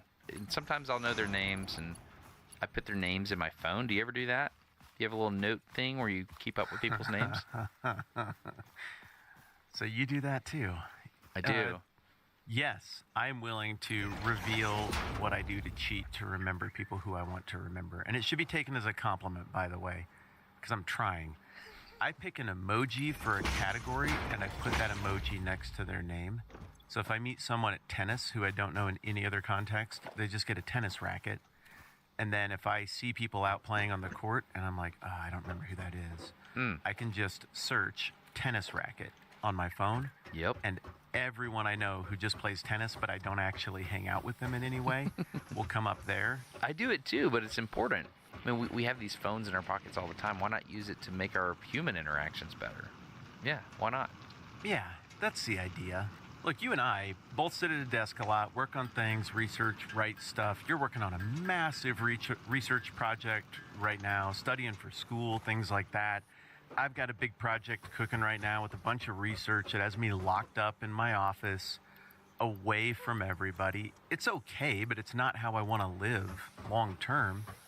And so I kind of value those moments when I get out during a season like this and see people and talk to them.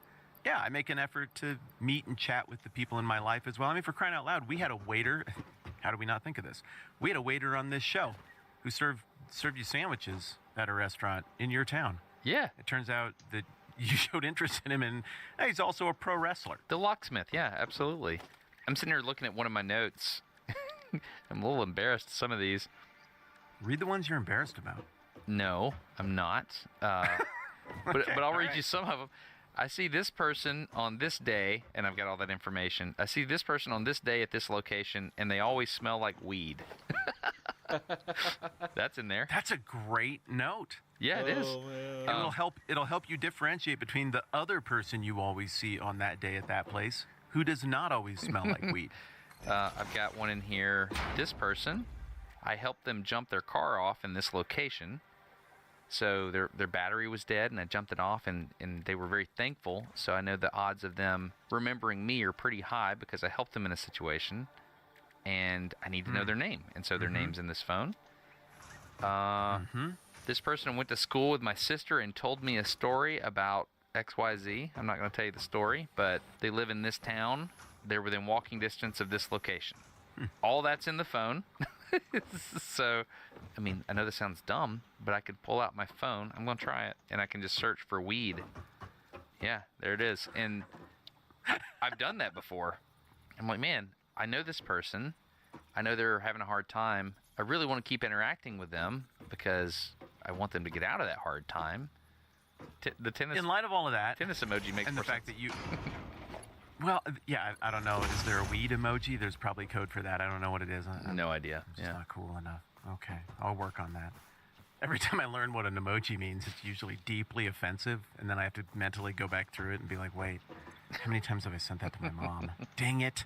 Dang it. Mom, I need you to delete some texts. Whoops.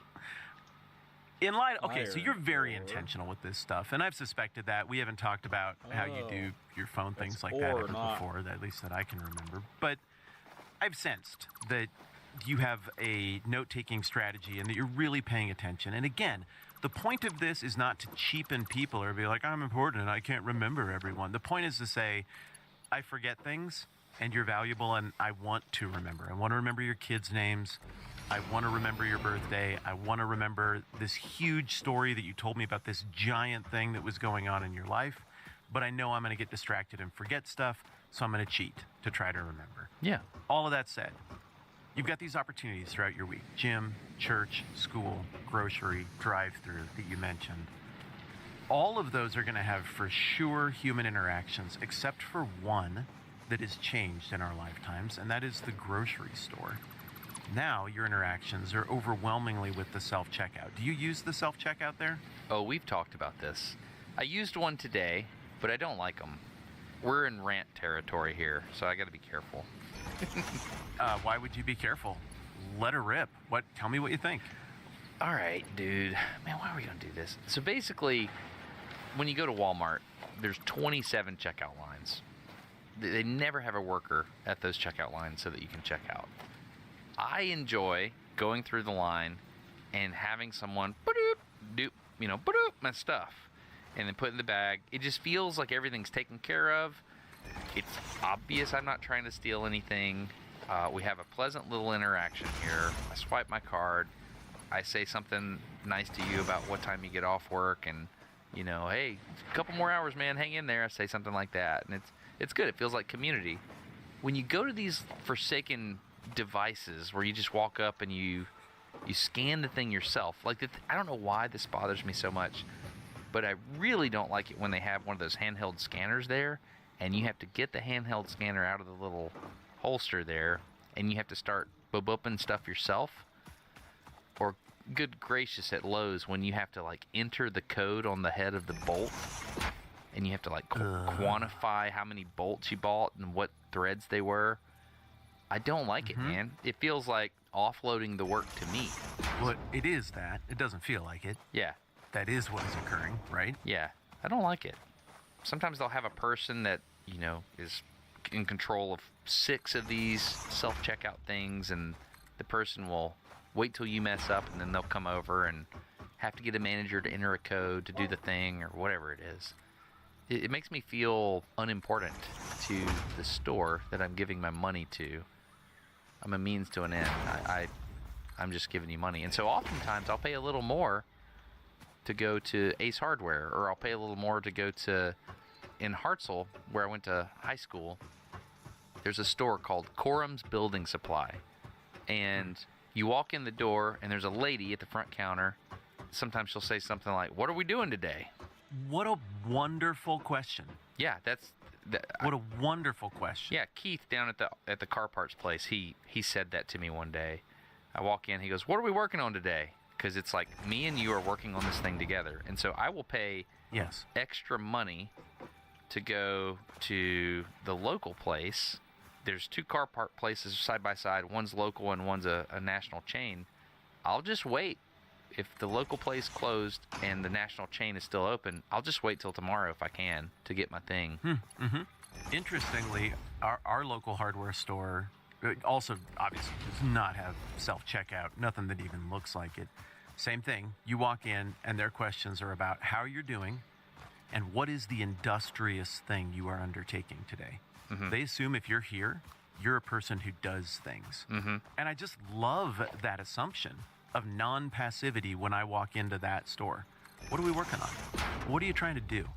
How do you want it to look? Like, those are the kind of questions they've been trained to ask, and I adore it. And somehow it's called RC Hardware. The RC stands for Rapid City. Awesome. And it's local. It's in an old school strip mall next to the Jambalaya place. I mean, old school kind of. There's a but they have jambalaya everything. place? Yeah, in Rapid City, obviously, because of our Creole population that we have. I want to eat there next time I go. That sounds great.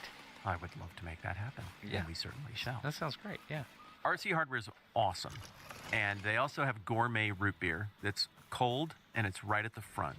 So if you need a gourmet root beer of any variety of different types, you can get that right on the way out the door there at RC Hardware. They know you're working hard. They know you want a treat. Yeah. The place is awesome. Yeah. Menards, to their credit, is a big box store. You guys don't have Menards where you live, right? No. I don't have Menards. I see what you did, you big jerk. You just made fun of the name of our hardware store. I see what you did. No, it's kind of obligatory. Yeah. The jingle, dude, as a dad, you just gotta. Yeah, you have the to. jingle for that store is "Save Big Money at Menards." Every time we walk through and that plays, I lean down next to one of my 3 kids and sing quietly in their ear. Dad, Yeah. that's not it. So Dad, you know that's not it. if there's a really funny word that's said, I lean over to my kids, and it doesn't matter what the word is. I say, I got kicked in the whatever the word is one time. The jambalaya. Yeah, exactly. Yeah, it doesn't matter what, yeah, we need a rotor girder. I got kicked in the rotor girder one time. And the kids, they always look at me like, that's not even funny. But then they smile. No, it's Just try it, dude.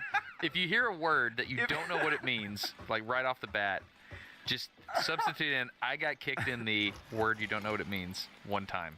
And Okay, let's try one. Okay. Gimbal. I got kicked in the gimbal one time. It just Absolutely works. It just works, man. It's really fun. It's really fun. Oh, crap. Yeah. And it wouldn't work if there was no kid there for it not to be fun. Like, if you're doing that joke right, Yeah. you know it's not funny. Oh, yeah. They know it's not funny. It's completely tried. There's totally a formula. It wouldn't have been funny if you were saying it and you were 19. It's precisely funny because you're a dad. You know it's not funny. And it's meant to torture them and uncool them in front of other people in public. It's so good. It's so good. I love it. I love it. I didn't understand the Okay. formula until I became a dad. And boy, do I get it now, and boy, do I use it. Oh, yeah. No doubt. They do not have self-checkout at Menards, which is pretty cool. It makes me like them. They do have self-checkout at Lowe's, our other big box store, and I absolutely detest it. I do too. What don't you like about it? I don't like 2 things. One is I don't like being watched as though I'm going to take stuff. I don't take stuff. I've never taken stuff, except for one time when I was in like 4th grade, and one of those hologram transformer stickers that are about 1 millimeter by 1 millimeter that would go on the chest. Yeah. Of little transformers that were like $1.99. Yeah. Somehow, one got open, and it was in a pile of swept-up trash in a Target in Fort Collins, Colorado, with a bunch of other trash, and it was just in there. I don't know how it got out of the package, but it was just in there. I saw it glistening at me, and so I reached down, and I picked it out, and I got all the dust and dirt off of it, and I took it with me, because, you know, it's not even an item for sale. That's fair I don't game, know dude. out there. Yeah, there's nothing wrong with that. Oh, that was not the opinion of one Rex Whitman. So we got out to the car, and he's like, what do you have there? It was in the trash. I found this. Where in the trash? In Target? No. And back in we went, and right up to the manager's desk. You tell them what you did. I picked up your found trash. the sticker in the trash, and I just took it for myself. Selfishly, I know I stole from you. I'll work here. I'll be your indentured servant forever. And the manager's looking at my dad like, give me some cues here, sir. What do you want me to do? What do you want me to do? Give me some cues That here, was sir.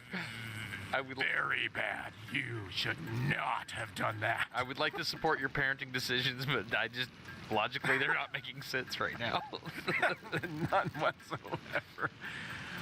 So, anyways, that was my attempt at stealing. So my point is, I don't steal. I know you don't know that. You know, guy whose job it is to stand here, who hasn't been promoted to actual checkout line yet. And so you're gonna watch me and do your job well. Well, and hold on. it's great. I And always here's- thought that the person watching the 4 checkouts was like superior to the normal checkout people. I thought you had to Oh, be no, like no, a no, black no. belt checkout person to oversee the 4. No? I don't think that, man. Well, based on how things go at Lowe's, there's a dude. He has some kind of neurodivergency or something, and he sings all of his transactions. He was my neighbor for a long time. He's phenomenal. He just sings. I mean, he even sings a competitor jingle with Menards. He'll stand up there and be like, save big money at Lowe's. Like, just when nobody's in line. He's awesome. 100% positive, 100% brilliant. He always gets it right. Just a great checkout experience. But he sings your transaction. And so you don't want to take embarrassing things up there.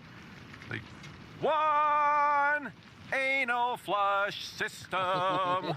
4 anal polyps. Like, you wouldn't want to buy that from him. He will sing it loudly for the whole store to hear. But as long as you're buying something that isn't just humiliating, it's just great. And like mentally, it helps you know you have everything. Yeah. The self-checkout line does not sing for you No. at all. They look at you like you're a thief the whole dang time. And if anything goes wrong, they walk over and start pushing buttons, and they take control of the comms from me, and they just start doing things. And I'm like, no, either I'm doing this or I'm not. I'm sinking or swimming here with my own decisions and my own competence. I don't want you doing the thing. I don't like it when I'm at a kiosk or a terminal and someone else comes over and starts pushing the buttons. That is hugely off-putting for me. Am I being overly sensitive? No, I mean, you've got your things, man. I've got my things. You've got your things. I think, now, one exception I have with Lowe's in particular is, without fail, I feel like they put the most competent person in the store in the plumbing aisle. Without fail. And so, oh no, man, you're gonna need a iron pipe thread. That's galvanized, you know, just whatever. That guy, his name is Dale or something like that. He's in the plumbing set. Always. He's got gray hair. He's got a big mustache, and he can just fix your plumbing problems. He just knows what he's doing. He's doing it because he's retired and he wants to. He wants to help people. That's important. And he's going to hold that item as far as his arm will reach it away from the spectacles that are all the way down on the end of his nose to look at it to make sure he got you the right part. He will. That's what Dale does. Yeah, it's great. Yeah, I like Dale. Yeah, I do too. Yep, you got to find that guy. He's like the special ops of retail. Anyway, go ahead. I'm sorry. The retail thing is interesting. When I was a kid, I knew the name of the 2 or 3 people in my town who would ring up my groceries. I knew who they were. They knew my name. They knew who my parents were. And not because we did bad things. It was like old-timey Norman Rockwell friendly. There was human interaction, to use that term again. Every single time we went there, there was eye contact. I cared about the success of that little grocery store, that little market, and it was the same everywhere. We had a VHS video rental store. I knew all the people who worked there, and they knew me when I came in. It was all maybe just a way that things can't be anymore. I don't know, but I miss it, and I liked it that way. This whole electronic checkout thing. Okay, we've been doing it for a long time. This is not new. I took the liberty of doing a little homework on this. Ooh, wow. What year do you think that was introduced to the world? Meaning the personal checkout or the like barcode checkout? The first self-checkout station. When do you think that happened? Oh man, I would say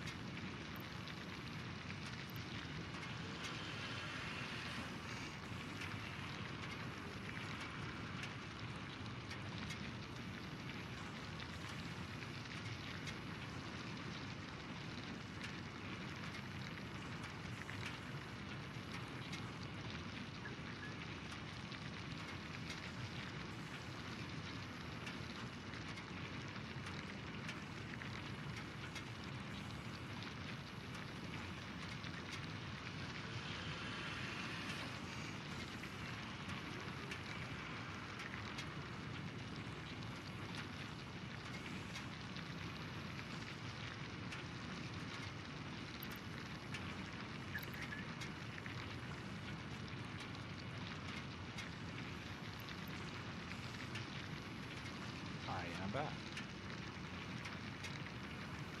2015.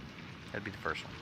You're close. Really? Reagan administration, 1986, at a Kroger in Atlanta, Georgia. I was not close. Okay. No, you weren't at all. Well, I don't know. In the grand scheme of things, Kroger. Okay. ballpark. Huh. That's old school. That's when we're little kids. Yeah. So this has been a thing for our whole lives. It just took a while to get adopted and to reach the point of being really obnoxious, which I think we would agree it's now reached. Yes. Let me tell you who really found it to be obnoxious. I sent you a picture on your phone just as a text. Can you pull up the last text I sent you that was a photo and look at that picture for a minute? Okay. I see it. Oh my goodness, I just saw that you texted me a bunch of, oh dear, those are very offensive emoji combinations, you monster. I just left that waiting on you. You absolute child. You're welcome. All right, I'm looking at your picture, Whitman. What am I? Those are very offensive combinations. Oh my goodness. Yeah. That's really funny. I'm crying. Yeah. You're welcome. The picture, I will give you one clue. Those two people in the picture do not know each other. They don't? Now, take a run at it and tell me what you're seeing there. Interpret that for me. I thought it was your mom and your dad. Okay, so I'm seeing two people. They're facing the self-checkout. There's a big sign on the top left that says self-checkout. Mm-hmm. You see the little light above the device that tells you if it's open or not. Like it's got a green light or a yellow light. And if you mess up the self-checkout, a yellow light will come up and be like, hey, this person needs help. So it's currently in the green configuration. The gentleman is wearing a hoodie with a sweater vest over the top of it, and he's on the left. And there's a lady sitting to his right wearing a flannel shirt, and she's got her hand on her hip, like she's thinking. Mm-hmm. And they're both looking down at what I assume is a screen. And I can barely make out in the background where it says, insert cash here to make the purchase. But they're both in deep thought. Good read. How old would you say they are? The lady on the right is, she's late 50s, early 60s. The man on the left is solidly in his 60s. Okay, I would go a little older for him and a little older for her, having seen them, Yeah. From the front. Okay. But you could be right. Okay. They're older folks. I'm pretty sure dude is comfortably into his 70s. Oh, wow. He's an older gentleman. I heard him talk Okay. and saw their interaction right before I took that photo. Okay. By the way, the way I took that photo without it being weird is I held up the flowers that I bought for Camilla by my face and then held the camera out at arm's length and smiled into it like I was taking a picture for her, but it was actually pointed straight at them. I use that trick all the time. Oh, you're that guy. I don't like that. It feels deceptive. I'm taking a selfie. Well, yes, it's Feels deceptive, but I wanted to show you the picture so that we could talk empathetically about them. And if I don't find a way to steal the picture, Okay. then I can't share it with you. I don't know. Okay. All right, I'm a monster. So, here's what happened. I went to Safeway, blah, blah, blah, whatever, went through line, bought my stuff. No lines were open at all. My only option was to go to self-checkout. Every single self-checkout lane, if you can call it that, were all active. So it's just a box. It's like a bullpen there at this particular grocery store. It's not like some places where you have self-checkout aisles and you get funneled through a line. Yeah, I like those. Some places it's a bullpen. Yeah. You like the line or the bullpen better? I like the line because you know who's next. And you're like, okay, well, I'm going there. Missing iron But if you just plate. kind of walk up, then usually me and somebody else, we walk up from different sides and we kind of get there at the same time. It's like, well, you go ahead. No, you go ahead. Yeah, I like the line. Okay. Because it's very clear who's next. Okay, yeah, so you don't like the way Southwest Airlines seat you on their flights. I don't. No, I don't like that. I don't like it either. Seems like it'd be cool, but I don't think it's that cool. All right, I walk into the bullpen. I wait for the open spot. I find the open spot. I walk to it. I'm greeted by this cacophony that I don't know how I've never noticed this before, but boy, did it hit hard last night when I walked in there. It was this chorus of the same woman's recorded voice trying to sound friendly.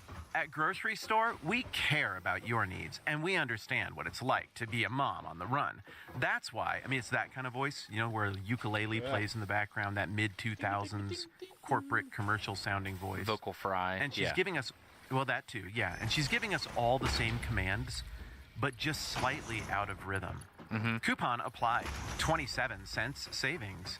27 cents. 27, and it's all over the top. It's the same words, but it's happening all at once. Like in a movie, if they strapped you to a chair and they tried to make you lose your mind and they showed you like black and white pictures of shrieking monkeys and bombs and Hitler and stuff like that to like make you go crazy. It was like that, dude. Except no Hitler that I saw. And so there's just this chorus of false, friendly, fake, recorded robot voice all at once. And it bothered me, but not to the point that you could see it visually. I looked around to see is anybody else annoyed with this. And the gentleman you see in that photo, he had the hackles up. He was clearly doing the gestures like that's too much noise, shut the heck up. I saw him maybe fumbling for what might have been a hearing aid to get that turned down. He was not having a good experience, and his machine was the only one squawking at him about something different than the rest of our machines. So 7 are saying the same stuff.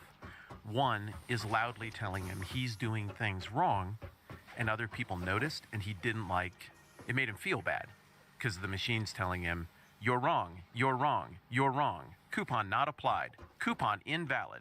Please speak to an associate. Coupon invalid. It was insulting, right? Yeah, that is insulting. He's getting upset. And what do you do in that situation? Would it bother you if the machine was yelling at you and nobody else? Yeah, and I just kind of give up pretty quick. I'm like, I'm just going to wait here. I'm going to make you deal with this. And so I typically just make an associate do something because I'm like, I don't know how to enter a coupon. It does make me feel dumb sometimes. And what really bothers me about them is there's a user interface that's been designed by a software engineer sitting in some far-off city.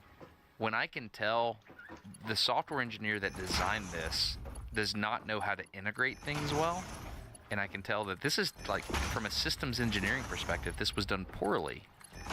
And I remember at the Huntsville International Airport, when you would check out of the parking thing, there were 3 slots, and you had to insert money, and then you had to, like, insert your parking ticket, but the slots looked the same for the card, you know, your credit card, and it looked the same for the parking ticket, and it wasn't clearly identified, and it didn't tell you what order to do what. And so the first time I did it, I drove up and I looked at it, and I was like, this person's a bad communicator. Whoever designed this is a bad communicator, and they don't know how human minds work. Maybe they're great at software, but they don't know how a person uses their body in physical space and how they obtain information visually. They just don't understand humans. So you're talking about like the realm of a UX designer, someone who... Absolutely. You're saying this person who designed it did not have a good sense of the user experience. Absolutely. I looked at it and I was like, okay, well, I think this is what I do. And so I did things in the order that I thought, you know, I thought about it hard. I was like, okay, this person doesn't know what they're doing, but I'm going to try this. It's the most obvious thing. It didn't work. It grabbed my card, ate my card because I put it in the wrong slot, which wasn't clearly identified. I hit the button for the attendant to come over and said, hey, I'm going to need my card back. And they're like, I'm sorry, but it's like, no, I'm going to sit right here. You're going to get my card back. This is not labeled well. Yes. Yeah. This was before they finally figured out you shouldn't have a card reader that will, like, suck the credit card into the machine. Because or just suck. Yeah. Yeah, because then it requires that they have to, you know, give it to you when they do the wrong thing. Now it's all like a dip, I think is what you call it. You put it into the machine and you pull it out, or now it's tap. I just remember thinking, this is poorly designed. I'm a reasonable individual, at least some of the times, and I know that this is going to break 20 times today.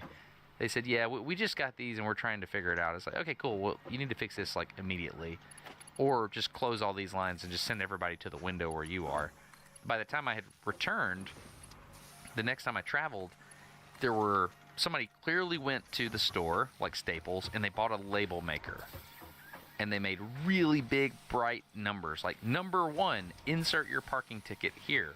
Number 2, wait for this screen to tell you how much you owe. Number 3, insert your card. And it was clear and obvious. Like, oh, that's good. That's a person that knows how humans work. And so sometimes when I go to those self-checkout things, I feel the same way. And I think to myself, this is a bad UX UI design. First of all, the fact that I'm in this line tells me that, it's about profit. It's not really about me as a customer. And so I'm kind of, angry is not the word, but I recognize it for what it is. This is about an exchange of money for goods. So yeah, that's where I'm going to keep it. I'm going to keep it at the exchange of money for goods. Hey, this requires your time to come fix your problem. Please come do this. And I'm kind to the person. Mm-hmm. They usually Of course you are. They're usually nice, and they're just trying to help everyone. But I don't go out of my way to help the machine at all. They need to experience well, in the grand pain. scheme of things, they do. Yes, that's the corrective. And that pain can be experienced while still exuding courtesy toward people, but enough negative feedback should eventually bring about change. But you, in the grand scheme of things, are relatively young. You helped build this world, this technological world in which we live. I mean, that's the kind of stuff you've worked in. You've influenced the people who build the world we lived in. I don't know what, let's call him Glenn, did for a living, or necessarily how he feels about his relationship with technology and all of that, but I know how Glenn felt in the moment. Glenn scanned his club card to get the discount, and then he didn't get the discount. Well, theoretically, that's supposed to be the deal. If you have any coupons at the store or any discounts, I just give you my phone number. I become a valuable piece of information you can sell, and you give me 27 cents off my Michelina's single-serve microwave macaroni and cheese wheel dish. That's the transaction. I'm cool with that. Well, this particular grocery store, it's Safeway, has introduced digital coupons. I thought I was buying a bunch of stuff that I would get at this very good price with my club card, the way it's been for years and years and years. No, now there's a digital coupon. Okay, well, I don't normally shop at this place. I don't know. So that's fine. I'm sure I can figure that out.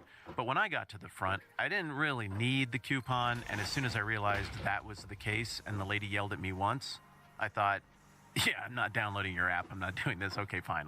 Here's my money. I don't care. I'm leaving. Well, Glenn needed the coupon. He needed it to work. The transaction, it didn't make sense for him for whatever reason without the coupon. He had no idea how to operate his phone or how to get this app to work or how to create an account and then how to go and scan the item in question and search the coupon book on the app to get the thing to match up. He had no idea. The computer keeps yelling at him, and I can see Glenn's body language getting angrier and angrier. And really, now that makes it sound like he's a dude with a temper. He didn't act temperamentally at all. He was embarrassed. But he's trying. He's trying. Embarrassed people sometimes look like angry people because it's just one of the worst feelings in the world. It draws out all your insecurities. When you're embarrassed, even as a dad, I imagine as a grandpa, it taps into things you're not even consciously thinking about from when you were a kid and you got picked last. Or at that one birthday party, the people said this, and then you never really shook that little narrative about yourself. Embarrassment taps into deep, broken stuff about us. And I watched this dignified older man go to that place. I watched him get flustered. I watched his body language change. I watched him start to gesticulate with his hands, not at anyone, not aggressively. And finally, he just threw his hands up and he said, "Screw it." And he left everything there. He walked right past me, and I think maybe he noticed that I noticed. And he said to the air, but kind of to me, "This just isn't my world anymore." And he left. Oh, Wow. That's how That's that really happened. sad. That's a pretty significant statement right there. Self-checkout made a dude who helped build the world you and I live in through his labor and his decent participation in society. It made a dude like that walk away from simple grocery shopping for stuff that, there's more to the story, he clearly needed, and say, he'd make a grand declaration about the state of things and his relationship with life on Earth. This isn't my world anymore. How does that strike you? Dude, that's a big deal. Well, first of all, it saddens me a little bit. I gave a talk today at the Rotary Club this morning. All right. So What's the Rotary Club? I don't really know. I think it's like I don't know. I can't I don't talk know. at a club. I don't know what it is, but I what just it know that is. a lady in my workout class asked me to do it, and I usually say no to things because it takes a lot of time. And when you say yes to something like that, what it really means is you're saying no to a lot of other things. True. I usually say no, and saying no in the kindest way possible is important. But these are people in my community, and so we decided, my wife and I, like, we should do this. And so it's not the first time they've asked, and I was like, okay, cool, I'm going to do it. So I went in, I gave a talk to the Rotary Club, and I had like 20 minutes. They're like, hey, give a talk for 20 minutes. And I've been out of town a lot, Time spent on the road a lot, will be deducted and from your sustenance haven't had time to budget. prepare. I was like, I can wing this one. So I walk in without any plan or slides or anything like that. And I just kind of read the room and like, what do I want to talk about today? And I noticed everybody in the room's older. And I thought, what is important for people in the room to hear? And so I ended up talking about the humanities. And I talked about the importance of being in your community. And you remember years ago, maybe it was 2 years ago, I talked about weakness in the younger generation. Yeah, that went over great. Yeah, whatever, great. Nobody had anything to say about that. So I said the younger generation is weak, and they don't know how to think critically to get out of a situation and problem solve. This is what you were talking about last time around about the tour guide not being able to solve the locked door on the campus tour. Yeah. And so I said something about that a long time ago. And so I kind of flipped around how I mentioned that. And I think it was our generation that wrecked it because we made we did all this stuff, and we talked about that last time. But what I said is, hey, you, the members of the Rotary Club, I think you are uniquely positioned to bring humanity back. I talked about an article in the New Yorker that said the death of the English major. This was written a couple years ago, but they talked about how we were very into STEM degrees. I have a STEM education primarily, science, technology, engineering, and math. But I didn't have to read a book in college. Like, I was never assigned a complete book to read in college. Whoa. Pump those brakes. You're saying this about yourself? Yeah. You were never assigned a complete book in college? I was never assigned a complete book to read in college. I read chapters in thermodynamics books. I read articles on engineering failures. I did a whole bunch of stuff, but I was never assigned like, hey, I need you to read the Canterbury Tales, or I need you to read Chaucer. Whoa. That is melting my brain. That's never occurred to me that would... Dude, you're brilliant. You know what I think of your mind. You know the regard in which I hold you. I'm not trying to pile on or anything. I'm just genuinely stunned by that, and it had never occurred to me that would or could be a thing. That's 124 credit hours that you took to get that degree. I mean, roughly 40 classes, give or take, will get you a college degree. I know it's built a little differently when you're in the sciences and you have labs and you have 4 credit hour classes and 1 hour labs and things like that. But roughly, it's that many classes. Every class is 16 weeks of getting together, usually 3 contact hours per week. So when you say 3 credit hours, it's usually historically reflective of number of contact hours per week over 16 weeks in a semester. Dude, I'm the exact opposite. Every single class I ever took, except a couple of gen eds in the sciences, required multiple books, cover to cover, all of it. So I get it. By college, you're doing specialization and you're getting locked in on your things. But it just never occurred to me that wouldn't be a part. I think I just kind of projected my own discipline on everybody else's experience. And I was thinking about it wrong. No, you're the exception. You're not the rule. Huh. Yeah, so most people that went to college, in the sciences at least, did not read an entire book in college. I took an English class. It was a required English class. And I read excerpts. We read some poetry. We talked about that. We read some excerpts. We read some short stories. But no, we didn't have to read a whole book. Most of the books I read for an assignment, that was done at the high school level. Yeah, now you read voraciously all the time. I mean, it's not like you're a dude who never liked reading and never read a book.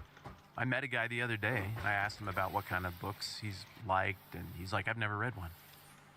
And I kind of felt around gently to be like, but, you can read, right? And yeah, the dude's a smart guy. He's perfectly literate. He's just never read a book. He's in his mid-40s, never read one. Yeah. So I was thinking about this, and I was like, man, that's not okay. And so at the Rotary Club, I said, you guys have superpowers. The people in the room, you have superpowers. You have the ability to problem solve, and you have the ability to problem solve because you started with an MS-DOS computer, and then you went to a Windows computer, and then from Windows 98 to XP, then you went to Windows 8 or 11 or what 10 or whatever it is now. You got to see everything change. Maybe you know how to use a Mac operating system. But kids that were born in 2000, they started with the iPhone, and now they have the iPhone. Wow. So they didn't have this changing technological landscape. It was kind of monolithic. I said, you are important. And I told the same story I told years ago about going up to the hotel and not being able to get a reservation because I didn't follow the exact rules correctly. There was a little bit of joking about the weak generation and then I said, yeah, but here's the deal. I think we did that. I think that's our fault. and I think there's a fix. So my recommendation, as I said, I think would be really, really good for a lot of the people in the room here, as I'm talking to the Rotary Club, is I think you should pick a person, and go through a book with them. Like say, hey, do you want to read this book? And we'll meet every other week, and we'll just like talk about a chapter, and we'll go through a whole book together. And so that was my recommendation. Spur of the moment. I just made it up on the spot. But Well, you're not making it up. I mean, it's something that you do. Sorry for the sidetrack, by the way, about the book thing. But yeah, I mean, that's what you do. You've been picking people who you kind of have some interaction with and inviting them to read a book with you behind the scenes for a long time. That's what I invited this guy to do who'd never read a book. I think reading books is important. So I guess my point in saying all that is when I said that the younger generation was weak a couple years ago, a lot of people wrote in and were troubled by that, want me to speak to that, and I would just like to quadruple down on that. but also I think it's a result of how we've built society, and we're not focusing on the humanities. And so I think focusing on the humanity and the human element is very, very important. And so I think that's what we need to be doing. And so as a result of that, I'm speedrunning the humanities now. That's what I'm doing. And you're doing great on it, might I add. Just magnificent. Thank you for helping me better understand the physical sciences side of things as we go along. When we first started this podcast, you're the humanities guy, I'm the science guy, and I was like, oh, humanities, they're cool. I mean, books are neat, I guess, but I think it's very, very, very important. And the further along in life I get, the more important I think it is. Like that guy doesn't feel valued at the store. He doesn't feel like people care about him. I guess he's kind of right. They just care about his money, and I don't think that's good. Well, it's certainly how it feels in the moment, and all kinds of sciencing happened to create the environment in which he's in, and most of it worked really well. There's a whole store, remember, right there, full to the gills with products from all over the world that are making that guy's life better, my life better. It's mostly working. All the logistics, that's great. But something in that moment did break. It did have to do with the fraying of social capital and the stuff that makes us people. And there's a little more to the story that maybe kind of takes it toward where I want to land the plane with all of this. Okay. He came back in before I was quite finished. So he went out to the vehicle and just turned around and came right back in. So 30 seconds or a minute, he's back in the door after saying, this isn't my world anymore, this isn't for me. And the lady who was attending everything, she's in the photograph that I sent you, she looked at me and looked very concerned. And I appreciated what her eyebrows communicated, because it wasn't just, he pushed wrong button, what can be done, nothing be done, button, there's no button. Her look at me was heartache for the dude. Like, oh no, this experience hit something. Like, she got it. It made him feel really deep despair about the state of the world. And that's not good. I didn't want that guy feeling that either. That felt icky. So she I was had really happy when I humanity. saw him come back in. Yeah, so she Yes. compassion and empathy, and she had all those things. Yeah. And she kind of limply, when the guy walked out, was like, I can help you. But I could tell she kind of regretted that she didn't really try to help. He came back in and she was not going to miss the second opportunity. She went over, she put her hand just kind of on one of his shoulder blades and said something self-critical. I didn't hear all of it, but it was basically, this coupon system has been frustrating for a lot of people. Let me try. And then they walked over together, and that's what they were still doing when I snapped the fake selfie of me holding flowers. When I snapped the picture I sent to you and walked out.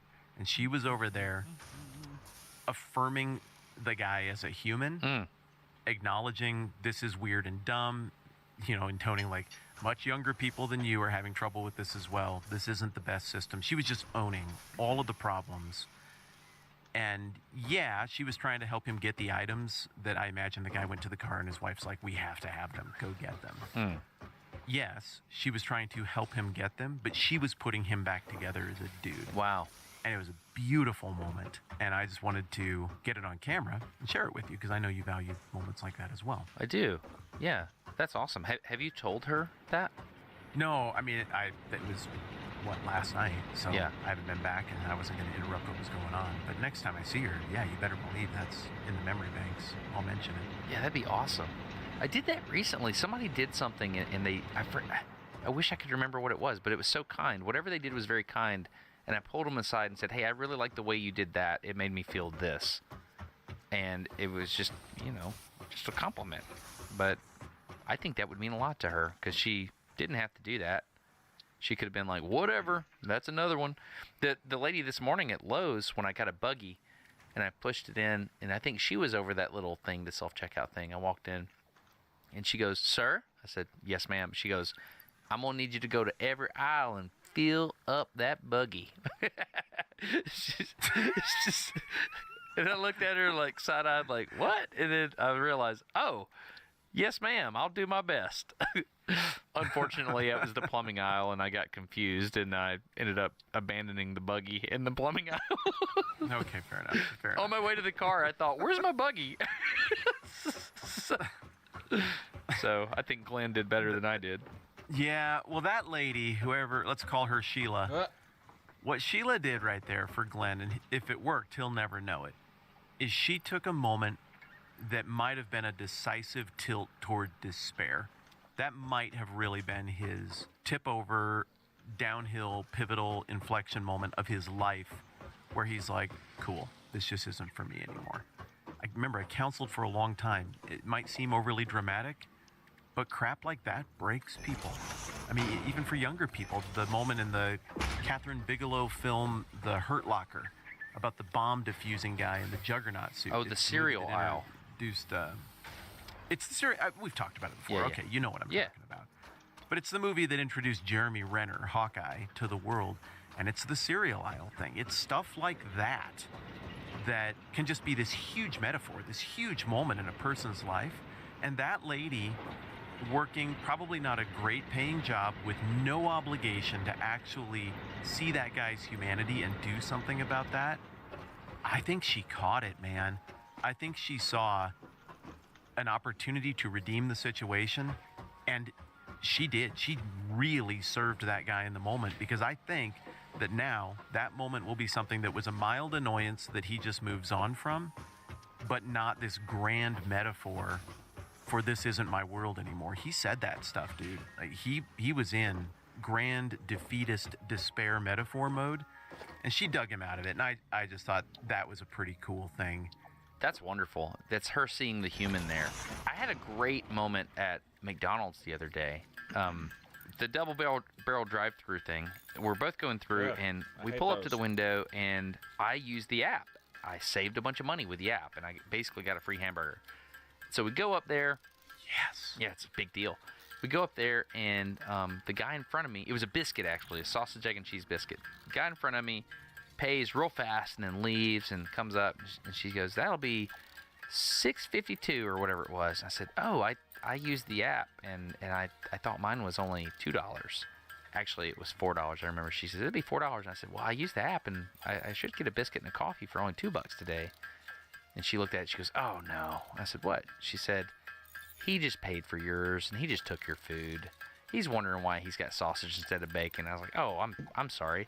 And she looks and she goes, how do I make this right? I don't know, like that transaction's gone. I can't remake it. And she stares at it and she looks at me and she kind of grins. And I said, the system's jacked up now, isn't it? You have to figure out how to sell me something for less money, but you can't figure that out. She goes, yeah, give me a second. I'll figure it out. I said, no, let's do this.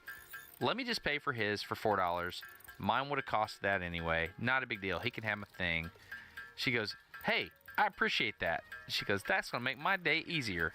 She said, here's the deal. You going to go to that next window, and I'm going to get your stuff, even though it's not in the system anymore, and we're just going to solve this. And you're awesome, and we're going to get it done. I was like, that's great. That's problem solving. And so it was a really good experience. She just like, hey, everything's jacked up in this here computer system, but we're going to ignore it because we're people. And she was a young lady that just handled it. It was great. You don't remember this, but I was on the phone for all of that. Oh, were you? I heard that entire exchange between the two of you. Yes, everything. Oh, because I had a heard human the interaction. order, I heard the problem develop, and you said human interaction. And then that human interaction occurred. And yeah, sometimes people tell stories, and it's like, they were like, yeah. And I was like, ma'am, if you'll just look at this from another point of view, I think you'll see that we could possibly... No, your representation of this is 100% fair. You made her sound whip smart, which she was. She was handcuffed by the system. She was not weak. She was handcuffed by the system. She knew she was handcuffed by the system. I listened to the two of you workshop a solution. It included you being generous. So if somebody didn't have the $2 on them or to spare, you guys would have had to have come up with a different solution. But it was great. She was generous with you. You were generous with her. That guy got sausage instead of bacon or whatever. But in the end, yeah, it was pretty fun to listen to all of that quickly work out. And it was a wonderful human interaction that the two of you got to have there. It was just great. And all that happened because that lady was strong. She took humanity back from the computers, and she made it happen. And it was awesome. Well said. Okay, I want to continue this thing that you started last time where we interact with some of the stuff from the previous episodes, right? Yeah, that was pretty fun, and I got nice feedback on it, too. People seem to like us dipping back into the last conversation a little bit. Yeah, this is from the last episode called Swiper No Swiping, where we're talking about the Skinner box and how your phone swiping messes with you. Yeah, this comment is from Chad on Patreon. So Chad supports on Patreon at patreon.com/NoDumbQuestions. And if you'd like to do that too, we'd be honored. We pay money on this podcast to have an email service. So we have an email list. Yes. And we pay AWeber to do that. So if you would like to receive an email when we publish this podcast, you can do that. We're paying to do that. We're paying to avoid you being subjected to the algorithm and us being subjected to the algorithm. Yeah, it's a nice service. You were going to say where to go, right? Yeah, nodumbquestions.fm. At the top, there's a little thing that says email list. And in fact, we can just put a link. We should be doing that on every... We're paying for it. Why are we not doing it? We need to put a link in the show notes. Like, we won't spam you. We're just going to email you when we send out the thing. In fact, it's the opposite of... Well, I don't know. Maybe some people would view it as spam. So Chad says, I had a moment a couple years ago when I realized technology is not always better. I live in an area with a strong Amish population. I was at a wholesale product auction. I got into a conversation with an Amish farmer about why I was buying produce. I explained much of it was being given away. The gentleman offered to donate produce from his farm to be given away. He offered me his phone number to work out the details. Chad says, I had a pen and a pad in my hand, but I pulled out my smartphone. I had been using the camera, which was still open, and the phone began to freeze. I started to get frustrated for about 45 seconds to a minute. I looked up at Henry, and he had a slightly amused, slightly annoyed look on his face. I instantly knew this man was willing to help me, and I was wasting his time during this auction. Thankfully, I knew I needed to just put the phone in my pocket and write down his phone number on a piece of paper. I walked away from the counter feeling kind of dumb and embarrassed. What do you make of that? That's pretty fun. That's pretty fun. It kind of relates to the conversation we're having here. I bet there wasn't self-checkout at the Amish food produce market. Thine coupon has been weighed and found wanting. It's not happening there. I mean, it's all human interaction. And what a funny thing when you're dealing with someone who does not play by these rules that we've all just accepted as normal and therefore implicitly good, what a funny thing, just the accountability of having that person in front of you as you fumble with your dumb device. I could feel that situation. It was real easy to put myself in his shoes. How about that? That's pretty interesting. Okay, I have a question here. It seems like you made a reference that went right over my head, which happens often. And I want to know what the reference is. We were talking about stealing content, and I said something about I don't think comedians should steal jokes. And you said, it's not hard to steal a joke. It's super easy, barely an inconvenience. So apparently that was a meta joke where you were quoting someone, and I didn't get the reference. What was that? What were you saying there? Who caught it? Let's give him credit. GameKid86. Impressive. Very nice catch. Yeah, yes, that is a reference to the comedian Ryan George. Oh, he's good. He makes like green screen Yeah. skits, and he just threads the middle. He does such a good job of not being the guy who chases the easy outrage and anger stuff. He deals with stuff good comedians deal with a lot of times. It's like just frustrations about the real world. That thing in the movie I watched was silly, and he keeps getting better. I think he does I would love to have him on here and pick his brain about comedy and the internet and all of that. I think he's really clever. But he does these pitch meetings. Have you seen any of these? Yes. The movie pitch meetings? Yeah, they're great. They're great. Okay. If your hook is, your little tagline is, be a thinker and a doer, which I think is fantastic, and I didn't mean to minimize it by the way I said it. Mine is probably likewise. If people wanted to make fun of my podcast, that would be the thing I always say. Thinker and Doer, I wrote that came from a book I read a long time ago. I think the book was called The Shack. It was a weird, I'm not going to call it like a religious book, but it certainly was like God shows up in the book in a human form. It's one of the characters is described as, in a world of talkers, he was a thinker and a doer. And I thought that was an amazing line. And so I said it, and I actually wrote the author and asked if I could say that. And so it's a great book. The author of The Shack is the one who came up with that originally. You've got a few things like that, though, that either you kind of picked up along the way or just turns of phrases. I say the phrase stuff means stuff. That's original to me. It's just a basic expression of semiotics. Everything has meaning is the point of that. I say likewise when I pivot a metaphor. If somebody wanted to make fun of me, it would be that. Ryan George's thing, if you wanted to kind of riff on him, is that he, in every single pitch meeting, where he acts both sides of a conversation, one where he's the guy trying to sell the studio on making this movie, and the other one where he's the studio guy considering whether or not that will make enough money to justify making the movie. There's always some moment where the one party says, well, wait, isn't going to be really difficult for the hero to get out of that situation? And then the guy says, no, it's going to be super easy, barely an inconvenience. And that's the joke, is that it's a silly contrivance of the writing in that given movie. So that's all that was. That's pretty fun. So, yeah, Ryan George is great. Nice catch. I have another comment here from patron Nathan Taylor. In the Swipe or No Swiping episode, Nathan says, great episode. I, too, have some pretty strong limits on the content on my phone. YouTube, social media, Google News, etc. Destroyer of days for sure. My brain loves the dopamine hit. My middle schooler keeps asking for a phone, and I tell him his brain isn't ready for a phone, and then I think my brain isn't ready for a phone. I would say, Nathan, stay the course, man. Stay the course. Do not give your middle schooler a phone. Hold off as long as you can. And when you do, lock the thing down like so hard. And just, it's just not worth it, man. I see the kids that have a phone early on and they don't make eye contact anymore. And so I would say, whatever. I'm completely comfortable with people thinking I'm a Luddite. I also note that when people meet my kids, they love them. And they're like, man, your kids are different. And I'm like, great. I love them. They're wonderful. And your kids are the same way, man. And a lot of that has to do with, I don't know. We're just blessed, first of all. But I think the phone. Our wives. Yeah, that's really the answer. Let's give credit where that's really the answer. Our wives. Yeah.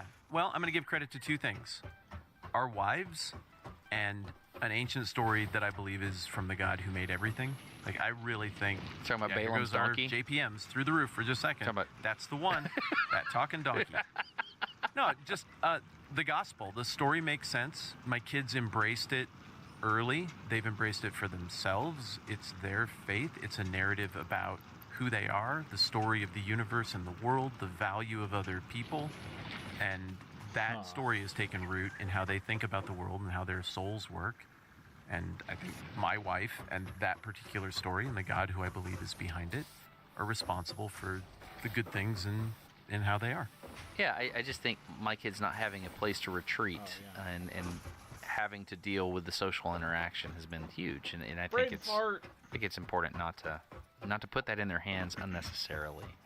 We did no cell phones, no social media, and further, we did no online gaming.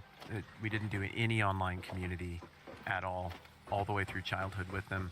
They haven't complained once, and they're well adjusted and cool. And surely they'll go do some of that stuff as adults. That's great. That's fine. But stay the course, man. I'm a big believer, and the data and the research is catching up to say that really stay the course. Your kids are doing great without that stuff. They'll have plenty of time. You don't have to teach a kid to love sugar. You don't need to train them to love sugar. They'll figure out how to like sugar on their own. Don't have to train them how to like devices that cater to their every need. But you They should will teach them how to eventually figure out regulate how to their love that sugar on their own. intake. Yeah, at some point you'll take the training wheels off and you'll teach them how to interact with social media and why it's a bad idea to reply to every comment on the internet. It's clear you're smart because you're sitting here talking about your own susceptibility to this stuff, and I recognize it mine as well. You can teach your kids how to interact with social media without them having social media. My kids know how to do all of that. They know how all of these things work because they look over my shoulder.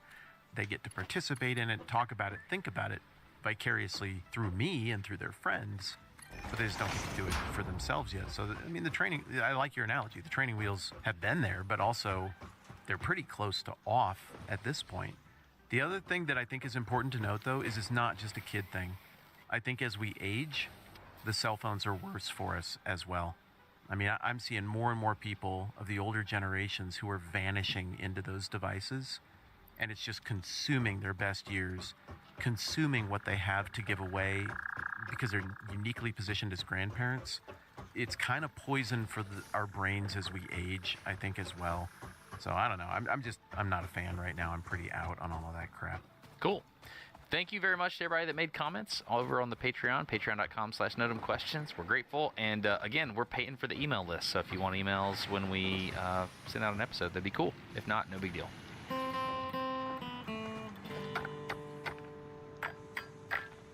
So what do we do about self-checkout is sort of the remaining question from our conversation. Practical solutions. Break it. We've complained, valid complaints. We've seen some good stuff. That's good. But yeah, what do you do about it? Because right now, there's a whole bunch of people who own these chains and whatnot, and they're Phone evaluating call. this too. Apparently they have been for about the last year. Since quarter one or quarter two of a year ago, there have been a lot of articles and a lot of buzz about we're getting rid of all of the self-checkout stuff. Really? There's a poll that I found that said just shy of 50% of people, it was a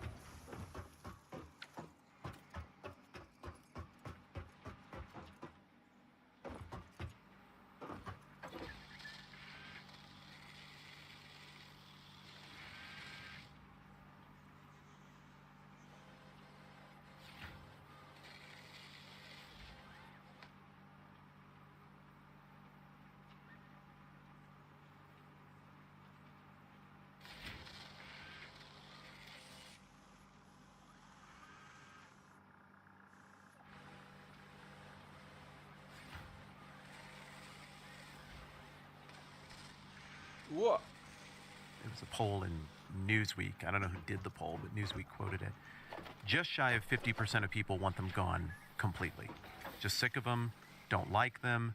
The biggest reasons, well, I'll let you guess. What do you think the biggest reasons they cited in that poll were for wanting them to go away? Well, who wants them to go away? Corporate or the people in the stores? No, individuals. Oh, Yeah, like just shy of 50% of customers want them to go away. Why do you think they do? Oh, dude, this is amazing. I just Googled this thing you're talking about. This is real. This is amazing. It's real. I would assume it's because people just don't feel like humans and they feel like community goes away. Is that it? Yeah, dehumanizing. I saw that across the board in all of these polls that I looked up, all of the data. Dehumanizing is one of the reasons. Any other guesses for other reasons? I was going to say theft, but that was from the corporate side. That's why I asked if it was corporate. No, that's something customers are citing as well. That it makes theft easy, and theft makes prices go up for honest customers. Oh, wow. Customers don't like how easy it makes theft for people who are willing to engage in theft. And obviously, corporate doesn't like it very much either. This is so good. I'm looking at this Newsweek article.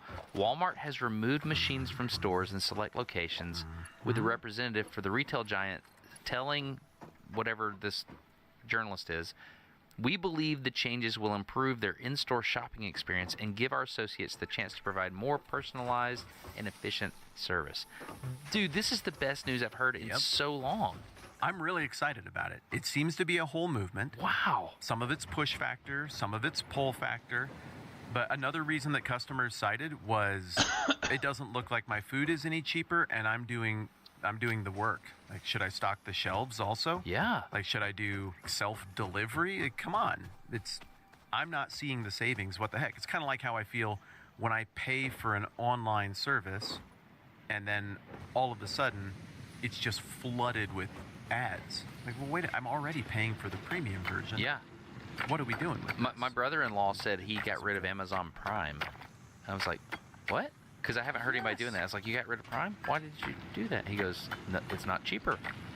I said, wait a second. Have I just been lulled to sleep to think I just need Prime? Like, I thought they ship things to your house sooner if you have it. And he said, log into incognito mode and just look at the prices. I was like, no way. I'm an idiot. So thanks, brother-in-law. I know occasionally you listen. Yeah, that's a big deal. The gig is up. Yeah, and I think Amazon, in fairness, I think they figured out that we figured it out, and I think they are making changes to that. But Amazon Prime used to come with Amazon Video, and it's like, well, I can stream a show. They have some pretty good stuff over there. Now they have commercial breaks, just like when I used to watch TV. Unskippable 4-ad commercial breaks in the middle of a 22-minute episode. Come on. So the idea of you're making me do work and I don't see it any cheaper, that's something that customers are sick of with Airbnb or Vrbo, and it's something that customers are apparently sick of with the self-checkout thing as well, which I think is fascinating. And let me tell you, brother, when I have to do the work and it asks me for a tip, oh, dude, no. No, burn it down. Burn it down. that doesn't sit. No, I'm not tipping a machine. Oh, stop.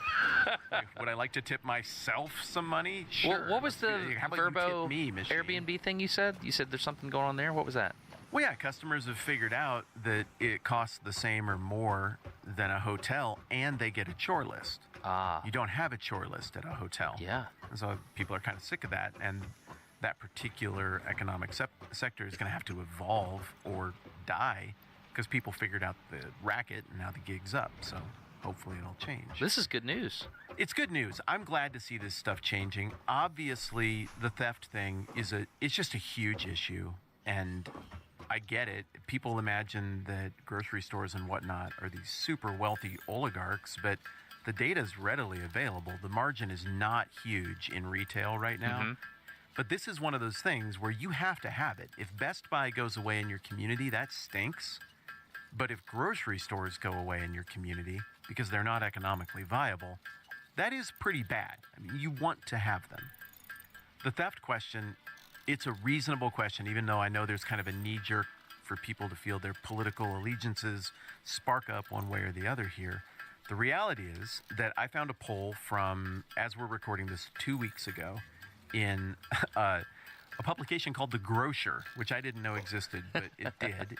They polled 1,000 people from the UK, and they found that 37% admitted to having stolen in the last year from a grocery store I have by not. scamming the self-checkout line. 37%? 37%. No way. Yes. That's who admitted to it. I don't know anybody. In my personal life, I don't know anybody that would do that. Maybe, I maybe do. the one person that smells that way on in my contact list. I mean, maybe if they're on hard times or something. But yeah, I couldn't steal. Oh, if they're on hard time, that's the key right there, though. It's the Jean Valjean test. Do you feel that Jean Valjean from Les Miserables, which is the book that I gave the guy who'd never read a book before, I gave him a high school reader's edition of that. Do you think Jean Valjean would be... do you think he was wrong for taking that loaf of bread, for starving, that set his whole life on the course that it set him on? Well, obviously, Hugo is asking you to say, well, no. Come on, he was starving. It was the French Revolution. Everything was broken. How else are you going to get bread? But, I mean, he did deprive someone else who doesn't have much of what they had as well. But, I mean, come on. I get that if you're desperate and you're hungry, you're going to do things that morally you might not be proud of. But hungry has a way of affecting people. Yeah, I get that. That's a great point. I can sit here and say, I'm not going to steal from a store, but I do have the money to pay for bread at a store. That's a great point. I've never been tested like that. I think if it was my family, I saw an image, a historical photograph of a man protecting his family from cannibals in India Whoa. during a famine. At least that's what the caption said. And he was sitting there with a stick, and they were all like living skeletons. They were famished. I remember thinking, what would that be like? And I was like, yeah, I would. If even though I was dying, I would sit there and I would protect my family. I've never seen actual hardships like that. Right. Good point. Good check. I appreciate the hockey check. It wasn't meant to be a hockey check, just light counterpoint. 40% of people in the last year admitted to stealing using the self-checkout in the UK. That's who admitted to it.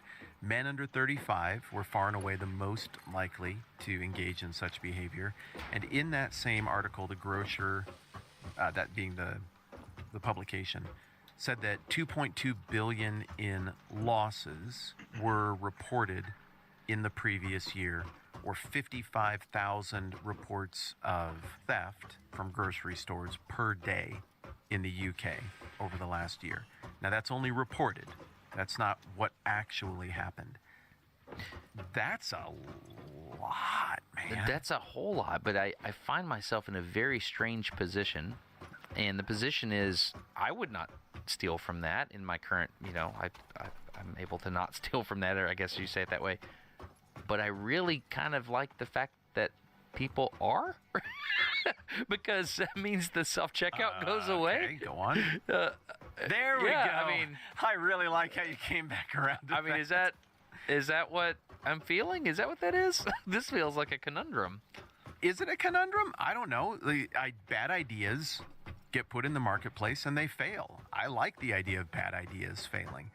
That theft number isn't close to reality, though, because it's not just that it didn't all get reported. It's also that anytime you're playing a video game, you're doing anything with technology, it is going to be gameable. Someone will figure out how to do it. And then you get into the murky area in this situation of stuff that you can't even maybe necessarily call stealing. I found an article. It was like a social media post. I think it was like TikTok or Insta, something like that. I should have written it down. That's dumb that I didn't. Maybe I'll see if I can find it and get it in the show notes. It was a dude talking about a hack that he figured out at a grocery store chain in New York. And this hack, I'm interested to see what you make of it morally, was to simply weigh very small produce items one at a time instead of putting them all on the scale at once. This guy figured out that a single chili, which weighs about 10 grams apiece, would register as weighing 1 gram or less, negligible, basically free. And so if he just weighed each and every dried chili, then it would cost him almost nothing, and he could have an infinite produce glitch if he was buying light enough produce that he could break out into individual things. And he's like, is that stealing? I put it on their scales that they calibrated, and that's what they told me to pay. So I paid them exactly what they told me to pay, and they didn't give me any instructions. There's no rule about here's how you have to weigh it.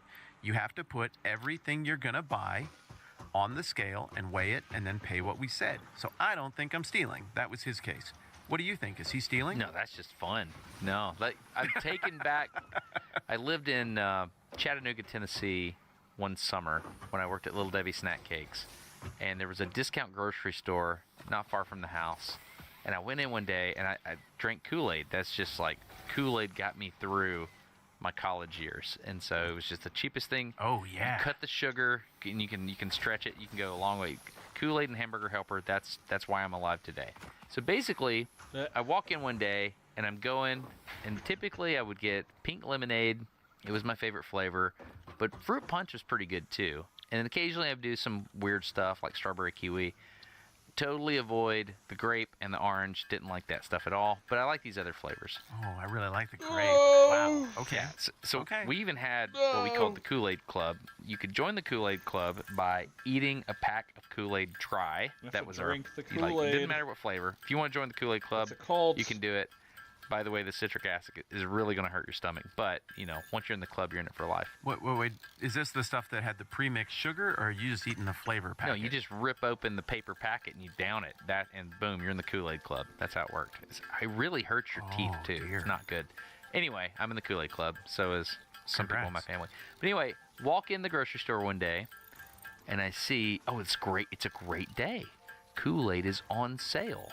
I look down. It's 10 for $1. 10 packs of Kool-Aid for $1. That's insane. Kool-Aid is normally a quarter a pack. Buy the heck out of that. Back in the day, it was a quarter a yeah. pack. But this was Mhm. a dime a pack. It's amazing. Like, oh yeah, dude, I'm like grabbing pink lemonade by the boxes, the little things that they sit on the shelf. And then I look, and it's like, wait a second. And they had a little coupon. Remember back in the day, they had these little things that you could like get a coupon right there in the aisle. It's like a little plastic. Yeah. They had a coupon, Yeah. and it said, Just rip that right off of there, or it would auto feed it. yeah. And there'd just be one there for the taking. However it worked, I don't remember how the glitch worked, but what I do know is that if I used the coupon and got 10 packs of Kool-Aid, it was free. Like, it was $1 off for 10 packs of Kool-Aid. And oh, by the way, there was this other, it was 10 for $1. It was something crazy like that. That's an infinite Kool-Aid It's an glitch. infinite Kool-Aid glitch. And I went to the front and I was like, hey, is this real? They're like, yeah, whatever, coupons, do whatever you want. I was like, yeah! So I went back and I got like boxes of Kool-Aid and I took it to the front and they rang it all up and then I just paid the tax on it.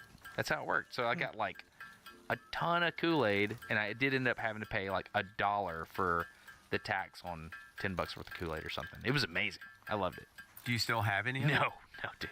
No, we did have a Kool-Aid wheel we made though, You went right through it.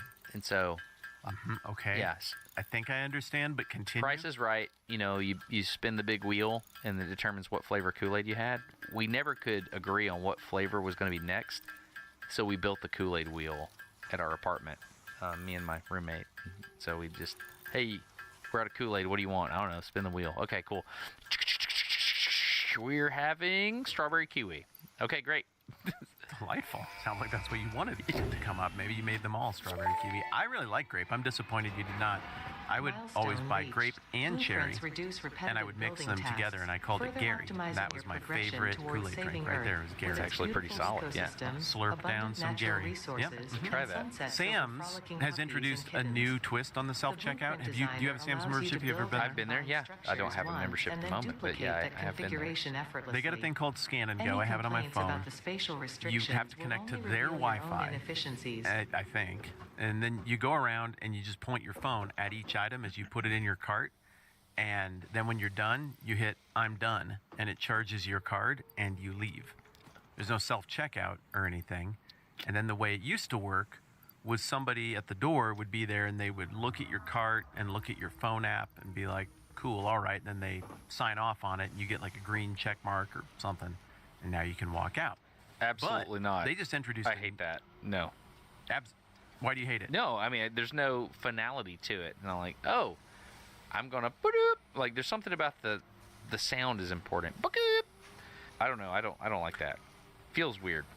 Sounds like you got Pavloved or Skinnered a little bit there. You're right. Now they've got this new arch. I have no idea how this magic thing works. I haven't made eye contact with me because it scares me. But when you walk under the arch with your cart, if you did scan and go, somehow it relays a message to the door checker to say, yeah, it's all in there, we're good. How do it know? I do not know how it do know. But somehow it knows, and then you get up there and they don't even look at it. They're like, you're good. If we don't say anything, it means that the arch of scanning, the arch of infinite knowledge has determined it's right. You can just go.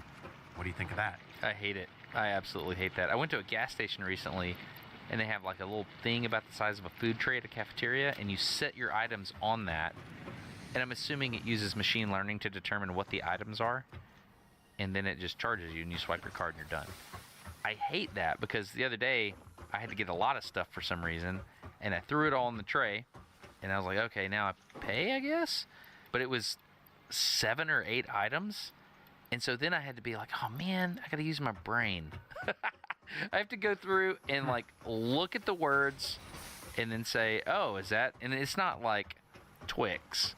It's like 2-pack. You know, it's said some, you know, the terminology is something weird in their system from a text perspective. And so you had to cross-reference everything. I absolutely hated it. It was not fun. You're against all of it. I am against auto checkout. I don't like it. Walmart is getting rid of it in a whole bunch of their stores, and they're making it so that if you are a member of their Walmart Plus app, you can still use it if you want to, but you have to pay money to use the self-checkout. That's even But they dumber, are man. opening up a whole bunch more That's even human dumber. lines. Oh yeah, people are real mad about that. So Wow. it's not going well. I think they started this maybe a month ago, and now there's articles out saying we're reevaluating our decision. So I don't know what Walmart. If this was France, they're reporting huge losses. On I this. feel like in France, people would just get spray Yes. paint and like spray paint the barcode readers. Like, I feel like the French don't tolerate things like this. I may be wrong, but No, they don't. Yeah. No, that you'd have farmers driving into Walmart with their manure trucks just blasting the self-checkout line with shredded turd. That's I what they do respect over there that. in Yeah. France. I kind of do too. So then you won't like this next idea, neither would the French. But in Washington, they just pitched a bill. Do you think this is the kind of thing that the government should solve? That's engagement baiting. I'm not playing that game with you, Whitman. Just read your article. I'm not going to read you the article. Okay, great. I'm fine. I'm Okay, fine with it. but here's why. I understand reflexively, no, I don't want the government to do it. But listen to this dream scenario from House Bill 1739, proposed by a lady named Mary Foss. She's a representative in Washington. These would be the new rules. 1, you have to have one manual station open, at least if you have any auto checkout lines open. That's one rule. Auto checkout, self-checkout, 15 items or less. There has to be signage to say that, and it has to be enforced. Number 4, you have to have an employee to monitor every 2 stations. So if you have 3, that takes 2 employees. If you have 5, that takes 3. 6, that takes 3.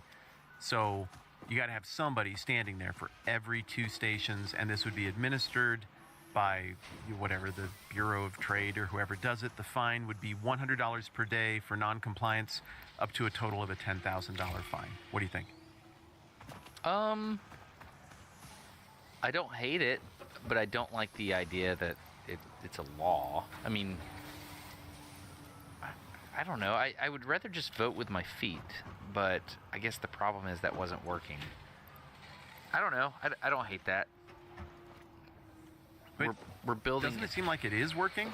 Well, it's kind of like, I mean, there's another argument there. And if you've ever driven in New Jersey, you can't pump your gas in New Jersey. So you have Really? No, if you go to New Jersey right now, an attendant comes and pumps your gas. I think that's a deal in Oregon, too. It was last time I was there. That's not great. It's not a great setup because sometimes the attendant isn't out there. I think back in the day, like way back in the day, before I was driving, you know, I can remember a gas station attendant would pump your gas, and that was pretty cool. You'd stay in your car, I'm sure it would go over well nowadays. People just play on their phone or whatever. But when I've been to New Jersey, it's been a little irritating. It hasn't actually been good. And so I don't think you should be an absolutist about it. It's nice to have the option, but yeah. I don't know. I'm not prepared to take a position on that one. It's very interesting, though. Okay. Cool. I am. I hate it. I like the outcome. I just don't want the government to do it. Seriously. So now you have somebody from the Bureau of Trade and setting up cameras in there to make sure that your sign is the right size font and 15. If customers really don't like it, and our opinion that we're expressing here is the majority, eventually this should sort itself out. I don't want it to get governmented, but whatever. I'm with Mary. I like the impulse. I don't like it either. It's annoying. Side note, I love it when I'm in agreement with someone and it's just getting down now to what's the best way to achieve the goal we both have. We see the same problems. We just disagree about what's the most effective way to get it done and what solutions would have the best collateral effects. Whereas Mary thinks it should be done with a law, like the government should get involved. Yeah. You think it should be a farmer with a manure spreader. That's exactly what I think. And that right there is kind of where I'm at and where I think old Glenn is at with the whole self-checkout thing in general. I think you're right. I think we diminish something about humanity. It's sort of dystopian. It's sort of run its course, and I look forward to seeing what's next. I agree. Yeah, this was a fun topic to explore, and thank you for the good news. I didn't know this was changing. I'm excited about this, so thanks for telling me. I thought you might get a kick out of that. Well, maybe we will have to pause our phone calls a little more often for more human interactions here in the near future, and I would be okay with that. Yeah, and the next time we have this conversation, I'm going to have to... what comes after quadruple? Because I've quadrupled down on the term weak, the weak younger generation. Dude, I think we're good out to like 8, because I think... Who coincidentally doesn't realize I'm trolling them at this point. So, yeah, I just need septuple. Is that it? I need the septuple down next time. Yeah, I think that's about where you're going to have to get to before it's... Oh, crap. Thanks, dude. All right. Hey, I enjoyed this. Thank you, dude.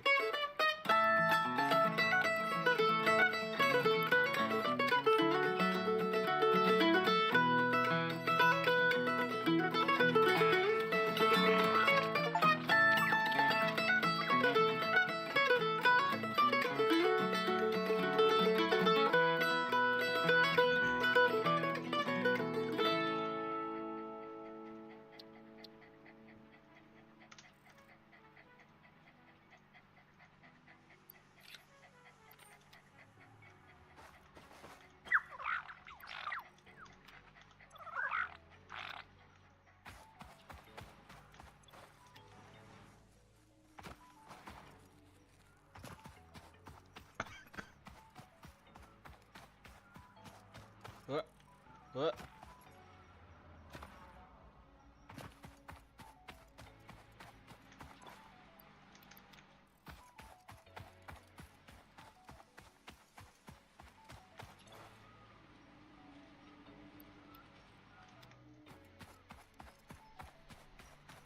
Oh, here comes Roomba. Hi, Roomba. Oh, did you not like that, Timber? There.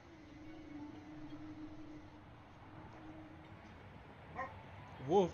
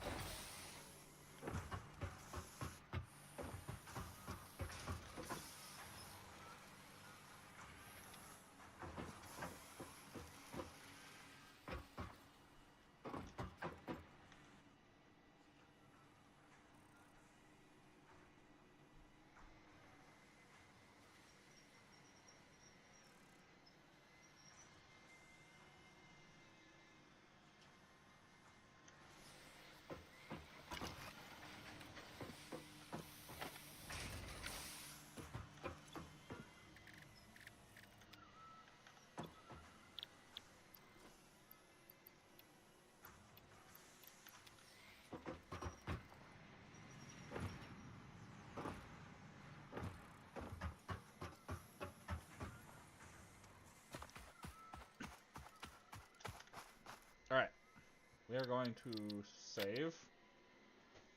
First factory.